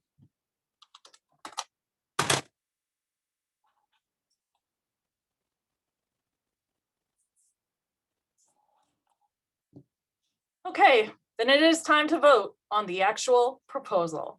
So we have a proposal to change our bylaws as stated on the screen and as stated in the original proposal that was circulated. We're going to do a roll call vote. if you say yes, you are in favor of changing the bylaws to create non-tenure track divisional members. If you say no, you do not want the bylaws changed. Are there any questions about what we are voting on? All right, then let us begin the vote. Tammy, Abstain. Jamie, Yes. Alex, Yes. Anne, Yes. Barry, Yes. Bernadette, Yes. Beth, Abstain. Brian, Yes. Chandra, Yes. Charlotte, Christopher, No. David, Donald, Yes. Eleni, Erica, No. Ethan, Yes. Hill, Ignatius, Irina, Yes. Jacqueline, Joni, Yes. Jody, Yes. Joshua, Yes. Julia, Yes. Lainey, Yes. Liz, Yes. Marissa, Yes. Hong on behalf of Mingjun, Yes. Yes. Natalie, Yes. Nicholas, Yes. Phil, Yes. Priscilla, Ron, No. Sarah, Yes. Spencer, Susan, Yes. Stephanie, Abstain. Wes, Yes.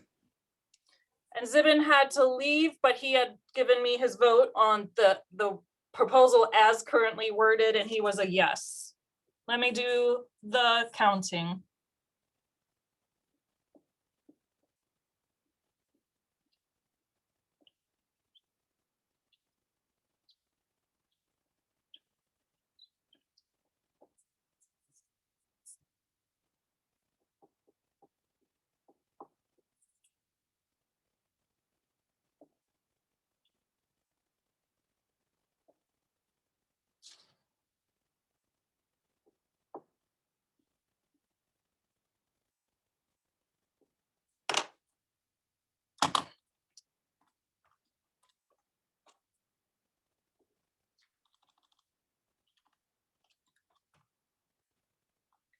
So 25 people voted for it, 3 voted against it, 3 abstained. 25 is more than 2/3 of all present senators. So the bylaws change passes.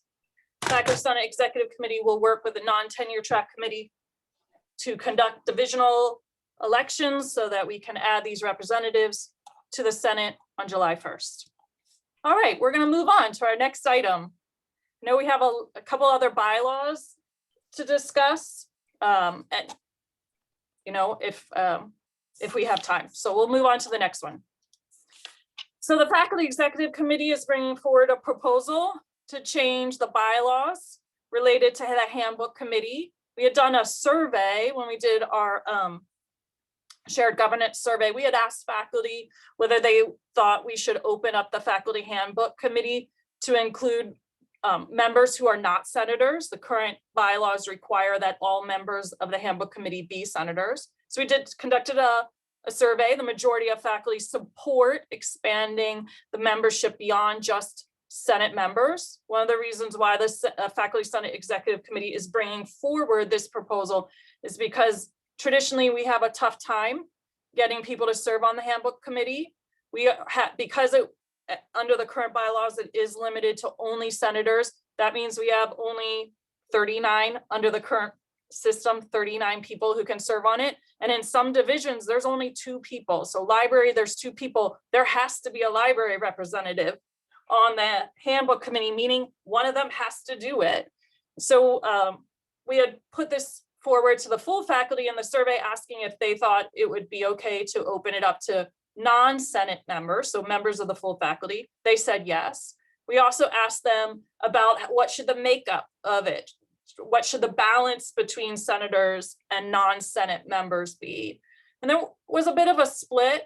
The number one choice was for there to be an evens for senators to maintain the majority of seats, but there was also a healthy number of people that wanted to even split.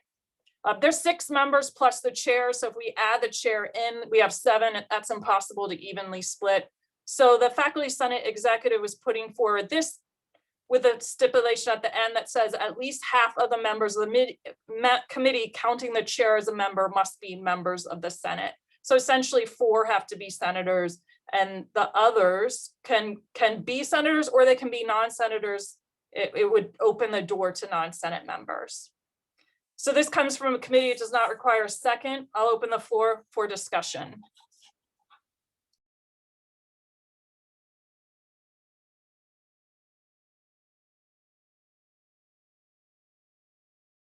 Julia Kaminsky.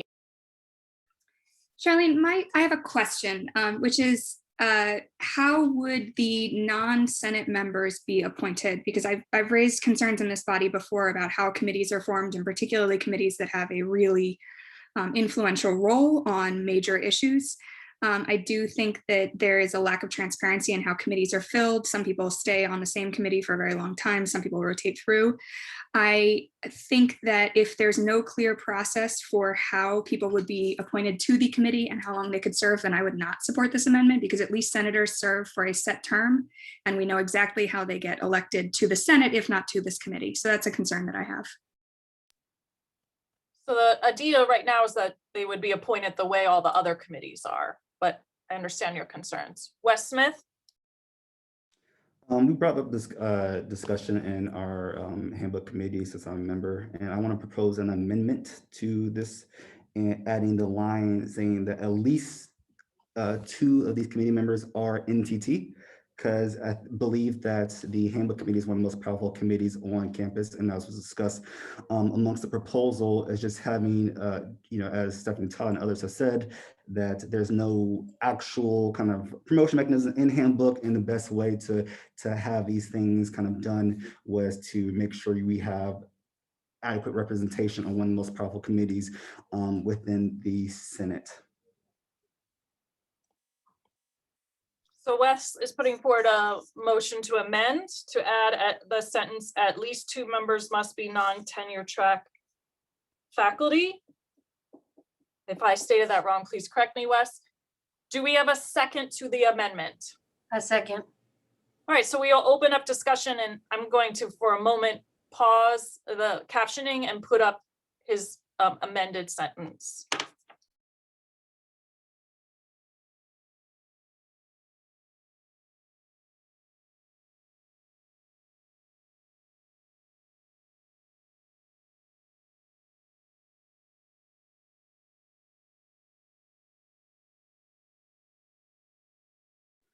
Charlene, can I use my second opportunity to answer Don's question? We're not going to have to count this time unless it gets really heated. We'll go back to our kind of normal one. But also, first off, did I capture what you were saying, Wes? In the Yes. Okay. Yes, you did. All right, you have the floor. To answer Don's question, I don't think so, right? I think, still the committee makeup is not automatic, right? We can hope for the committee of committees to make that happen, but we're still proportionally, just from a pure number standpoint, that is not guaranteed to happen. And so with something that is as integral to the university as it is right now, being able to change both the faculty bylaws and the handbook, I would at least like to, if we're talking about representation, we should be talking about representation also on the most powerful Senate committee, and so that should be, guaranteed as well. Okay, so we are discussing the amendment that Wes has put forward. Do we have any other discussion of amending this to say at least 2 members must be non-tenure track faculty? Stephanie Todd. Thanks. Wes, didn't we, I'm a little bit fuzzy on this, but in the meeting, didn't we talk about that whoever is chairing the NTT committee would automatically be added to the handbook committee, or am I misremembering that? Is that going to be one of the two, or are we just going to say any two NTT that want to serve, which is fine with me? I was going to go for, we did discuss that, and that was part of our discussion. I believe opening it up to anybody gives, not necessarily put the burden onto the NTT chair, but allows other opportunity for other. I view this as a semi-leadership role and taking a stance, and so I believe being chair of the NTT is one aspect of leadership for the NTT faculty members, as well as being part of this committee and help guiding that conversation with the help of the NTT faculty, as we've had you this past academic year. Agreed. Thanks. Yeah, it is a lot to be chairing one and forcibly on the other. And I'm glad that we're opening it up to everybody, because I think it would maybe detract people from wanting to be on the NTT committee if it was a double commitment. Okay, thanks. Don Reesing? Who comprises the committee on committees? Who's on that? I don't mean like individual, I mean like what's it drawn from? It's the president-elect and sometimes other senators, but in really practical terms, it's usually the president-elect. Okay.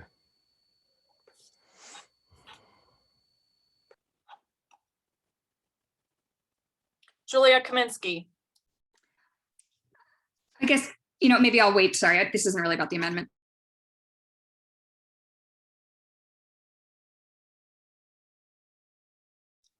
Other discussion of the amendment to add at least 2 members must be non-tenure track faculty.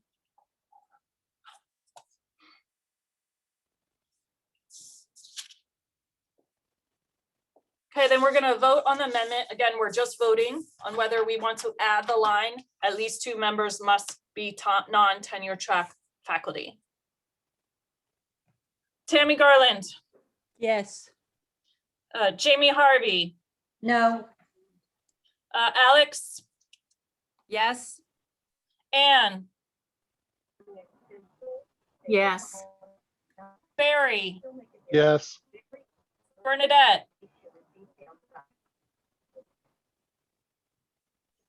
Bernadette. Beth. Yes. Brian. Yes. Chandra. Yes. Charlotte. Christopher. Yes. David. Donald. Yes. Lainey. Erica. Erica. Hill. Ignatius. Irina. Irina. Jacqueline. Pardon me, you skipped me. Oh, sorry, yes. Ethan. I Sorry, say yes. Ethan. Sorry Okay, about sorry. that. Ethan. Yes. Okay. Hill Ignatius. Irina. Jacqueline. Joni. Yes. Jody. Yes. Joshua. Yes. Julia. Yes. Lainey. Yes. Liz. Yes. Marissa. Yes. Hong on behalf of Ming Zhangji. Hong. Natalie. Natalie. Nicholas. Yes. Phil. Yes. Priscilla. Ron. Yes. Sarah. Yes. Spencer. Susan. Yes. Stephanie. Yes. Wes. Yes. And Zibin's gone. Okay, just give me a second.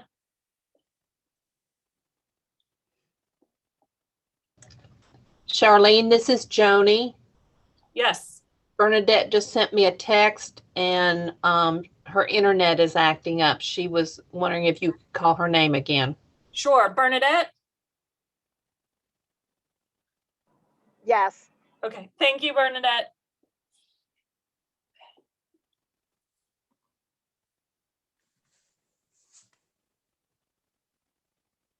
All right, the motion passes 25-1. I'm also checking to make sure we still have quorum, so we're good. Okay, so this proposal is amended to say the following. So now this is one solid proposal as amended. Any further discussion of this proposal?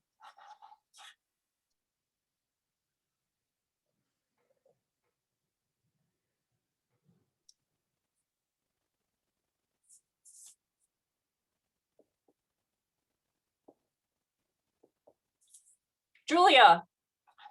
I just want to further clarify that with this amendment, with this proposed amendment, there would be absolutely nothing to prevent the person who creates committees from appointing whomever they wanted, as long as half of them were senators. I think that's unacceptable. Don? I want some clarification of why this amendment's here, like what the problem it's trying to solve. So one of the problems we've had, and a couple of the past presidents have expressed similar problems. So it's often hard to find 6 senators plus the vice president, who's automatically the chair, to serve on this. So like, for example, this year, I had to really twist some arms to fill it out because we have to have 2 members from College Arts and Sciences and then 1 from each of the other colleges. And in some cases where there's only 2 or 3 senators in that division or college, it gets really tricky because of course senators are already making a significant service commitment, and then we're asking them to also serve on the handbook committee. So we have had to, over the years, really twist some arms and ask multiple times, and to be frank, kind of heavy-handedly get the handbook committee together. This would open the door for non-Senate members and would allow people who maybe want to be involved in the handbook committee, but don't have the time to also be a senator, because both things are rather significant service obligations. And so this would open the door to some non-senator members. It would still require that at least half of them be senators, but it would open that door to, we could have a few members that aren't. And in my feelings, it would take some of the burden off the senators that's come from the smaller divisions like library, where it is, you know, there's 2 senators, they basically each have to serve on the handbook committee, you know, a year, and there's really no choice. Okay, so the problem is you want to increase the pool from which you can draw, basically. Correct. Right. Okay. Because in some cases, the pool, like library, it's 2 people. You know, business is 3 people. So yes, it would be increasing that pool. And I take it Julia's reservation, and I'm assuming she can answer this when when you call on her, is that she doesn't want the faculty senate president to have the power to appoint who they wish, even though the faculty senate president is voted on by the faculty, right? So Julia's up next. That's correct. I mean, I don't mean to impute malign motives, but what I've seen is a lot of people assembling committees of the people that they think will be best, without having really canvassed who's interested, who might have skills that they're not aware of. And I think people become really comfortable working with the same people over and over again. And that's really detrimental. I think on a committee like handbook committee, that could be really harmful to groups of people. I think I recognize the pool problem, and as somebody who did not volunteer to serve on that committee, I recognize I am part of that problem. I do want to point out that our pool just got significantly bigger than it was, right, Charlene? In some divisions, yes, but in other divisions like library.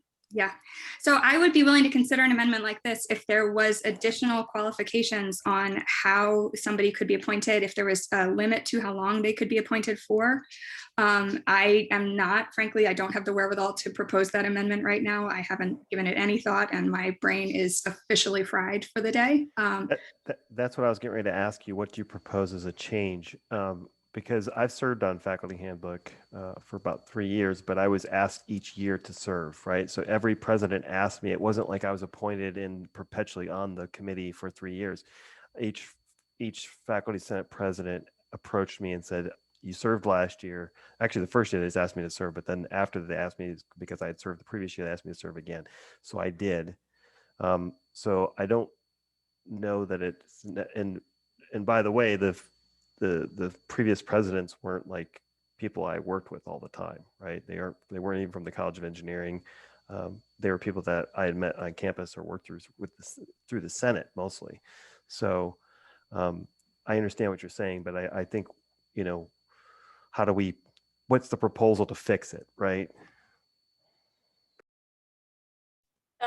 I will say, just to clarify, all, with the exception of FARC, which is has a very different process for appointing committee members. Those are actually elected by the full faculty. With the exception of FARC, all other committees under the Senate, so whether it's curriculum or gen ed or handbook or any of these, they're reformed every year. So every single year we reform the committees. And so your appointment to a committee is for a year. Now, some people do end up getting reappointed multiple times, but these committees are formulated for 1 year. Sarah Einstein. I just want to say that I agree that is an issue, but I think that this does not exacerbate it. It's an existing issue, and that we can vote on this amendment in order to expand the pool, and then take under advisement that that's an issue and have another proposal at a different time.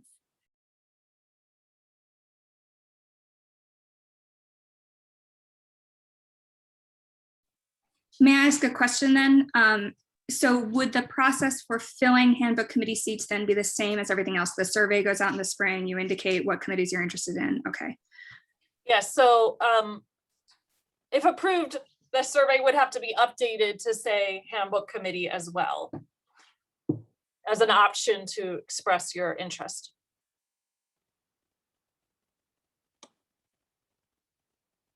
All right, so I'm going to ask this question because does it require, so although you go through the survey, you have, you know, X number of faculty across the Senate, across the university say, yes, I'm willing to serve on faculty handbook, but the committee on committee says, because now we've got a larger pool of faculty senators, says, I'm going to draw all from faculty senate. I fill them all with faculty senate. Do they have to go to the people who volunteered from who aren't senators by this? The way it's currently worded, it simply says at least half of the members are from the Senate. So they all could be from the Senate. Correct. If so chosen. Okay. Chris Stewart. I just think everybody should be realistic about how these things are actually filled. Like, this is my third time on faculty senate. And realistically, look, every time it has not been a, will I get elected? It's a, am I willing to serve? Okay. And I think so, you know, the idea that somebody's sort of going to be in power and there's going to be little groups that are there too long or something, like mostly it's going to people and saying, geez, would you? Are you willing to fill this role? And so if we're going to have like elections or something like that, because people are anxious about appointment, like this will go on forever. And I don't think full faculty elections, you know, to elect people to, I don't know, you know, to faculty handbook seats or something is a productive way to do it, given the complete lack of interest in full faculty meetings and full faculty elections. This proposal seems to me just to be efficient and make sense. And it makes it easier to fill the seats for the faculty president. So it just makes sense to me. May I offer an amendment? Sure. I would amend that senators be preferentially appointed if they're volunteer, and that if there are insufficient members willing to serve on the Senate, that then it be opened up.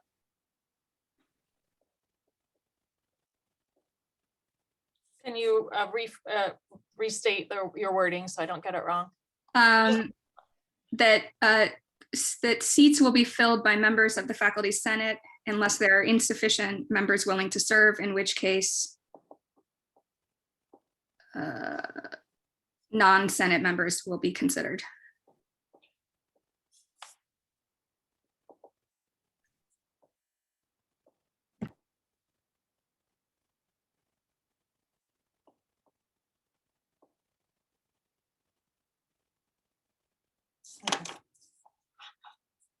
I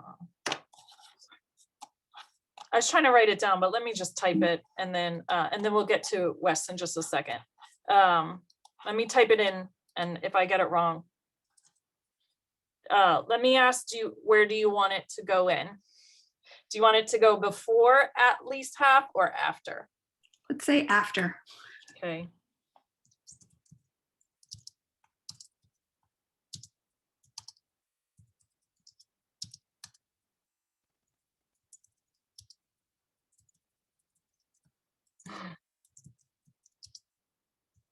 Okay, so this is where I kind of got lost. Senate seats will be filled by members of the Senate unless. Oh, you're muted. Unless there are not sufficient Senate members willing to serve. Okay, hold on.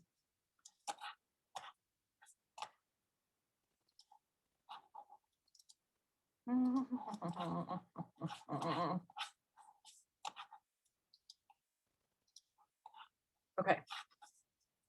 Does that capture? Yes, thank you.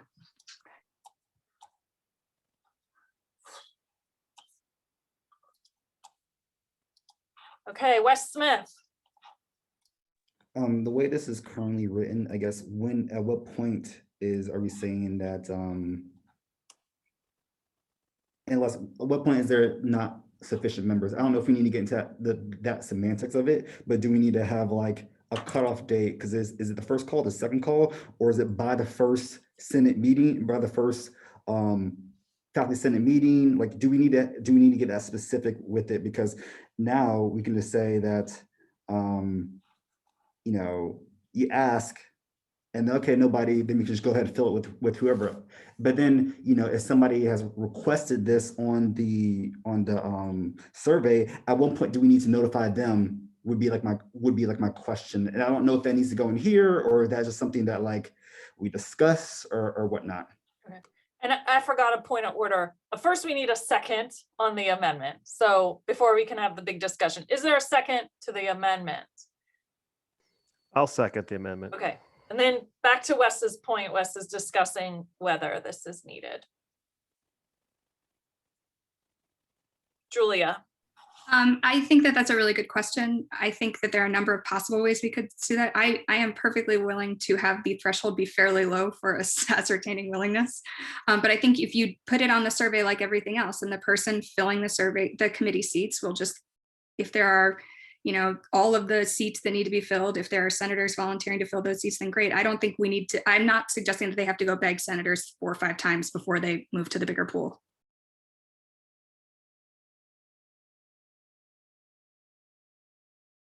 Sorry, Charlene, did you want me to unmute? Oh, sorry. I have problems sometimes clicking. So Tammy. If we have a request for people on the committee on committees to serve for the handbook, could we put them as alternates in case we cannot find sufficient Senate members and then they roll on? So the committees are formed and have to be ratified by the Senate at the first meeting. So the committee would have to be formed. So, you know, essentially, if the proposal ends up being what is on the screen right now, the committee on committees would essentially have to first look at all the lists of people that volunteered and do the senators and try to make sure they have at least half our senators. And if more, you know, if there are more, fill the whole committee. If there's not, then they'd have to go and fill in with the others. And all that has to happen before the panel goes up. Now, sometimes the handbook committee actually ends up not getting ratified to September because it often takes more than a month to get that committee together. So eventually it goes to the handbook committee, I guess is what I'm trying to say. So we don't really have alternatives. It's when do you finalize the committee?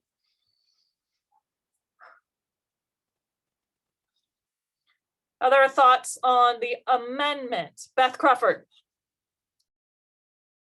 It's just a minor grammatical thing. We need an R between there and not, unless there are not sufficient members. Thank you. I'll fix that.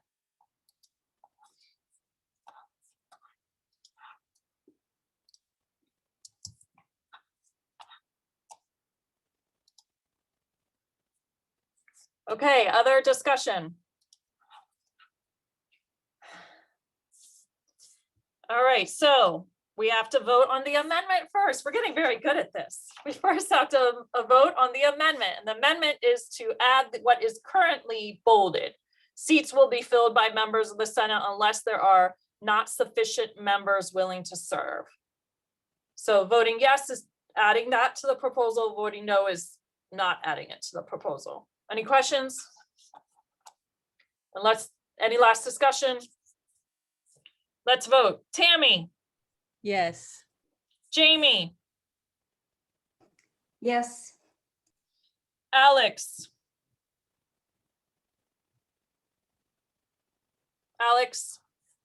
Anne, Yes. Barry, Yes. Bernadette, Yes. Beth, Yes. Brian, Yes. Chandra, Yes. Charlotte, Christopher, Yes. David, Donald, Yes. Eleni, Erica, Ethan, Yes. Hill, Ignatius, Irina, Jacqueline, Joni, Yes. Jody, Yes. Joshua, Yes. Julia, Yes. Lainey, Yes. Liz, Yes. Marissa, Yes. Hong on behalf of Ming Zhangji,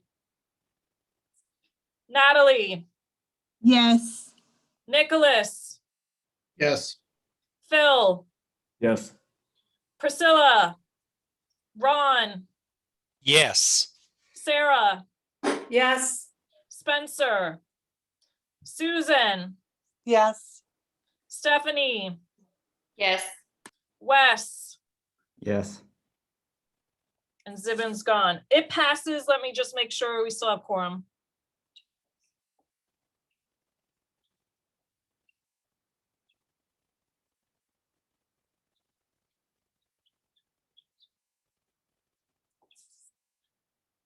All right, it passes 26-0, and we do still have quorum, so we will move on.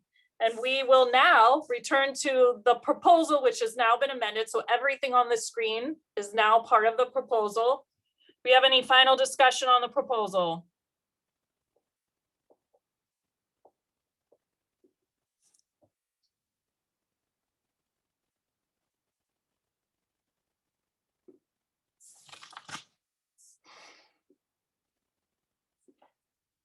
All right, if we're hearing no more discussion, let us vote. We are voting on this proposal to change the bylaws for the composition of the faculty handbook committee. If you vote yes, you will be changing the bylaws. If you vote no, you do not want the bylaws changed. Tammy Garland, Yes. Jamie Harvey, Yes. Alex, Anne, Yes. Barry, Yes. Bernadette, Yes. Beth, Yes. Brian, Yes. Chandra, Yes. Charlotte, Christopher, Yes. David, Donald, Yes. Eleni, Erica, Ethan, Yes. Hill, Ignatius, Irina, Jacqueline, Joni, Yes. Jody, Yes. Joshua, Yes. Julia, Yes. Lainey, Yes. Liz, Yes. Marissa, Yes. Hong, Natalie, Yes. Nicholas, Yes. Phil, Yes. Priscilla, Ron, Yes. Sarah, Yes. Spencer, Susan, Yes. Stephanie, Yes. Wes, Yes. Zibin. All right, it passes 26-0. Since that's more than 2/3 of present members, the bylaw changes are approved. Moving on to FARC. Now, this is a new one, and so, you know, we can always entertain a motion to postpone to the next meeting. We have a proposal to change the bylaws. Just to give you, Sarah, raise her hand. Propose that we postpone till the next meeting. Fabulous. Do we have a second? I second. Second. All right, so we're gonna do a vote to postpone this proposal to the next meeting. Tammy, Yes. Jamie, Yes. Alex, Anne, Yes. Barry, Yes. Bernadette, Beth, Yes. Brian, Yes. Chandra, Yes. Charlotte, Chris, Oh, God, yes. David, Donald, I can't believe everybody's wanting to get out of here. Yes. Eleni, Erica, Ethan, Yes.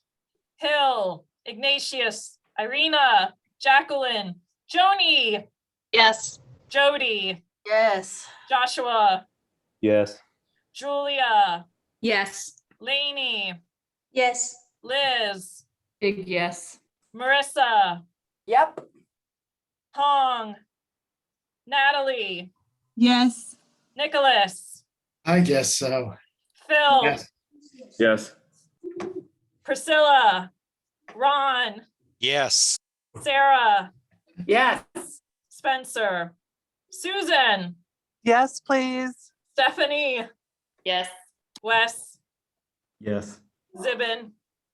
Okay, so we will postpone this until the next meeting. I do encourage everybody to take a little bit of time to look over it. If you do have any suggested changes to it, please, you know, send them to me or Tammy. This is coming from the executive committee, so just send a second executive committee member any, you know, ideas you have about this, because we could work on it before it comes forward again.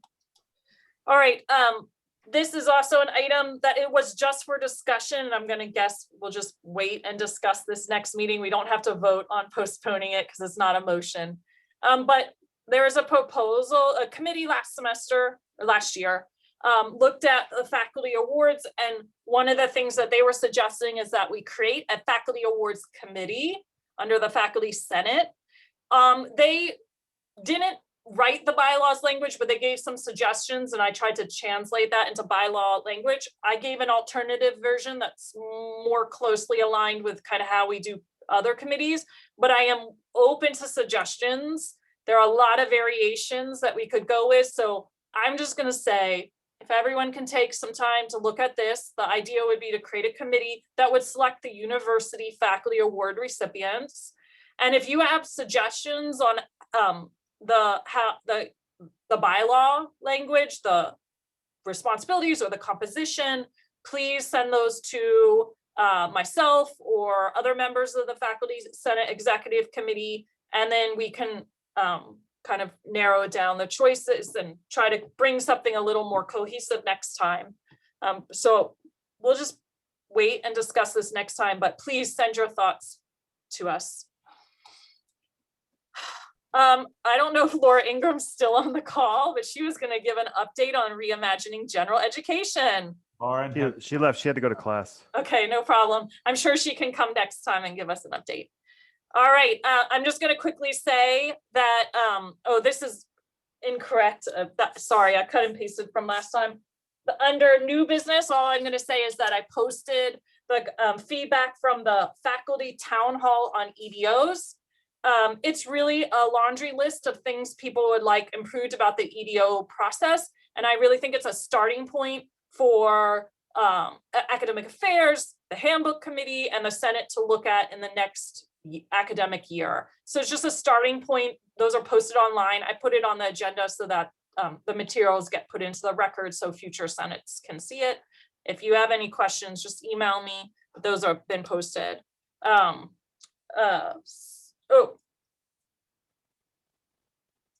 Unfinished business, the battle for 9-month faculty paid family medical leave continues. Great news is that the results from the system-wide survey showed that the vast majority of faculty are in favor of it. So UFC is finalizing those results and we'll be using them to help advocate. And so we have a little step forward. I'll also say I happen, absent of my role as faculty senate president, to serve on the compensation advisory board for the UT system. I have for 6 or 7 years. I brought it up again. I think they're getting tired of me. And so they have agreed to create a committee to further study the subject. That's a step. It's not as big of a step as I'd like, but at least it's a step, and I'll continue to push CAB to finalize that study and do something about it. Okay, any faculty concerns? Donald. I've got two. One is I'm revisiting an old concern I raised earlier this year in regards to how the FARC appeals go to the FARC in terms of promotion and/or tenure that has been not denied at the university level. Typically, it requires faculty to file an appeal or to ask for an appeal. I would like to have a change to the handbook that is automatic. That if a faculty member has gone up for promotion and/or tenure and is denied, that the FARC automatically removes it. It does not require an appeal. And that's because, especially when you look at junior faculty that are non-tenured, it puts them in an awkward position of how do you go about this and what do I do? And they don't always know what their rights are and are where, even though they should. People should read the handbook. People don't read it, right? So I think it should be automatic. The other one I have is in regards to, you brought up compensation. So talking with our staff, a lot of our staff is severely underpaid. We've got people I know in my division in College of Engineering and Computer Science who make less than they would if they went and got a job at Target, just as a general person working at Target. So, and these folks are managing budgets, they're tracking way more than they are getting compensated for. And I think this is a general issue across the board. I hear a lot from the administration of how great we are, how great the faculty are doing, and all the great things we're doing. But you know, I'd like to see a little bit more action instead of just talking about how great we are, right? So I think those are my two faculty concerns. Fabulous. The FARC appeals will continue to have the handbook look at that issue. It probably won't really get discussed or resolved until next year, but definitely we'll keep that on the agenda. Compensation, I will advocate for that. I know that there is a lot going on. They just did get the Simpson data for staff positions and market salaries. And so there are now conversations going on about adjusting staff salaries, particularly our lowest paid. And so I will continue to advocate for that when we're in those conversations. They are the beginning, the start of the conversations. I don't know where they will go. I do know that there is some discussion about using some of that 4% salary pool to help address that. Other faculty concerns? Yeah, I'll say one real quick. If we could have a little bit of clarity on summer pay, talking about compensation. It seems like the formula that was used last year was the one that Provost Ainsworth developed. So I don't know how many years ago it was, a long time. And based on that, you'd have to have like 30 students in a class to get your 1/32 pay. So if nothing else, some clarity on that and what can we expect would be nice. I will ask for some clarity on that. Maybe we can get somebody to come and talk about that at the April meeting. Yeah, I second that because right now the way it works, it doesn't make it worth, like for me as an associate professor, it's not worth my while to teach a summer course. If someone asks me, I'm like, no. Charlene, because I can bring in research money that would pay me way more. Can I ask for a clarification from Nicholas? Sure. So the 1/32 was from the old handbook and it doesn't exist anymore. So okay. I'm not sure if you were, it wasn't clear if you were saying that the rule for 1/32 was the one that Provost Ainsworth put in place or not, but that was actually, I think, language back from the 90s or something. No, well, that's when I came in, that's what we were using. So if it changed, I didn't know. And then when Provost Ainsworth came, it was like 225 per student per 3 credit. Or if you had enough students in the class, then it went to the 132nd and rate. So if it's not the 132nd rate, and then I guess what is it? If it's still the 225 per student, which was, if I'm not mistaken, put together by Ainsworth, which was quite a few years ago, then it should be updated. Yeah, I think You know, in I just general- don't know. I mean, you know, that's what I got my letter last year, and it was different than what I expected. I just want to know ahead of time, you know, what's the official stance? I think Yeah. the colleges control their summer budgets. So I'm just going to say, my belief is there's a recommendation from a few years ago under Provost Hind, but that's just a recommendation, and I believe colleges are free to set summer salaries the way they wish. So I think So it this could is be what, different between colleges, like one college could pay more for a summer Not class than only could another. it be, It not is. only could it be, Nicholas, it is in fact different It- between colleges. yeah. Oh, well, that's So, something I had no idea about. So, yeah. I mean, I will ask as many people as we need, including all the deans if we have to come in and give some clarity, because there are differences in colleges. Each college is setting different rules. So I do Okay. agree, we need some clarity. I'll work on getting some people to talk about it at the April meeting. Great deal. Thanks. Other faculty concerns?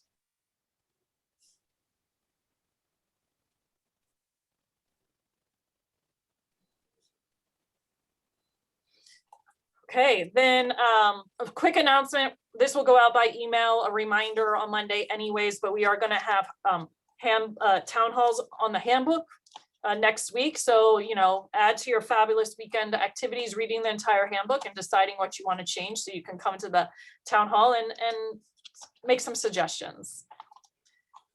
Do we have a motion to adjourn? I'll motion that we adjourn. Do we have a second? Second. Second. All right, then we are adjourned. Thank you for lasting this long. Thank you. Thanks, Charlene and everybody.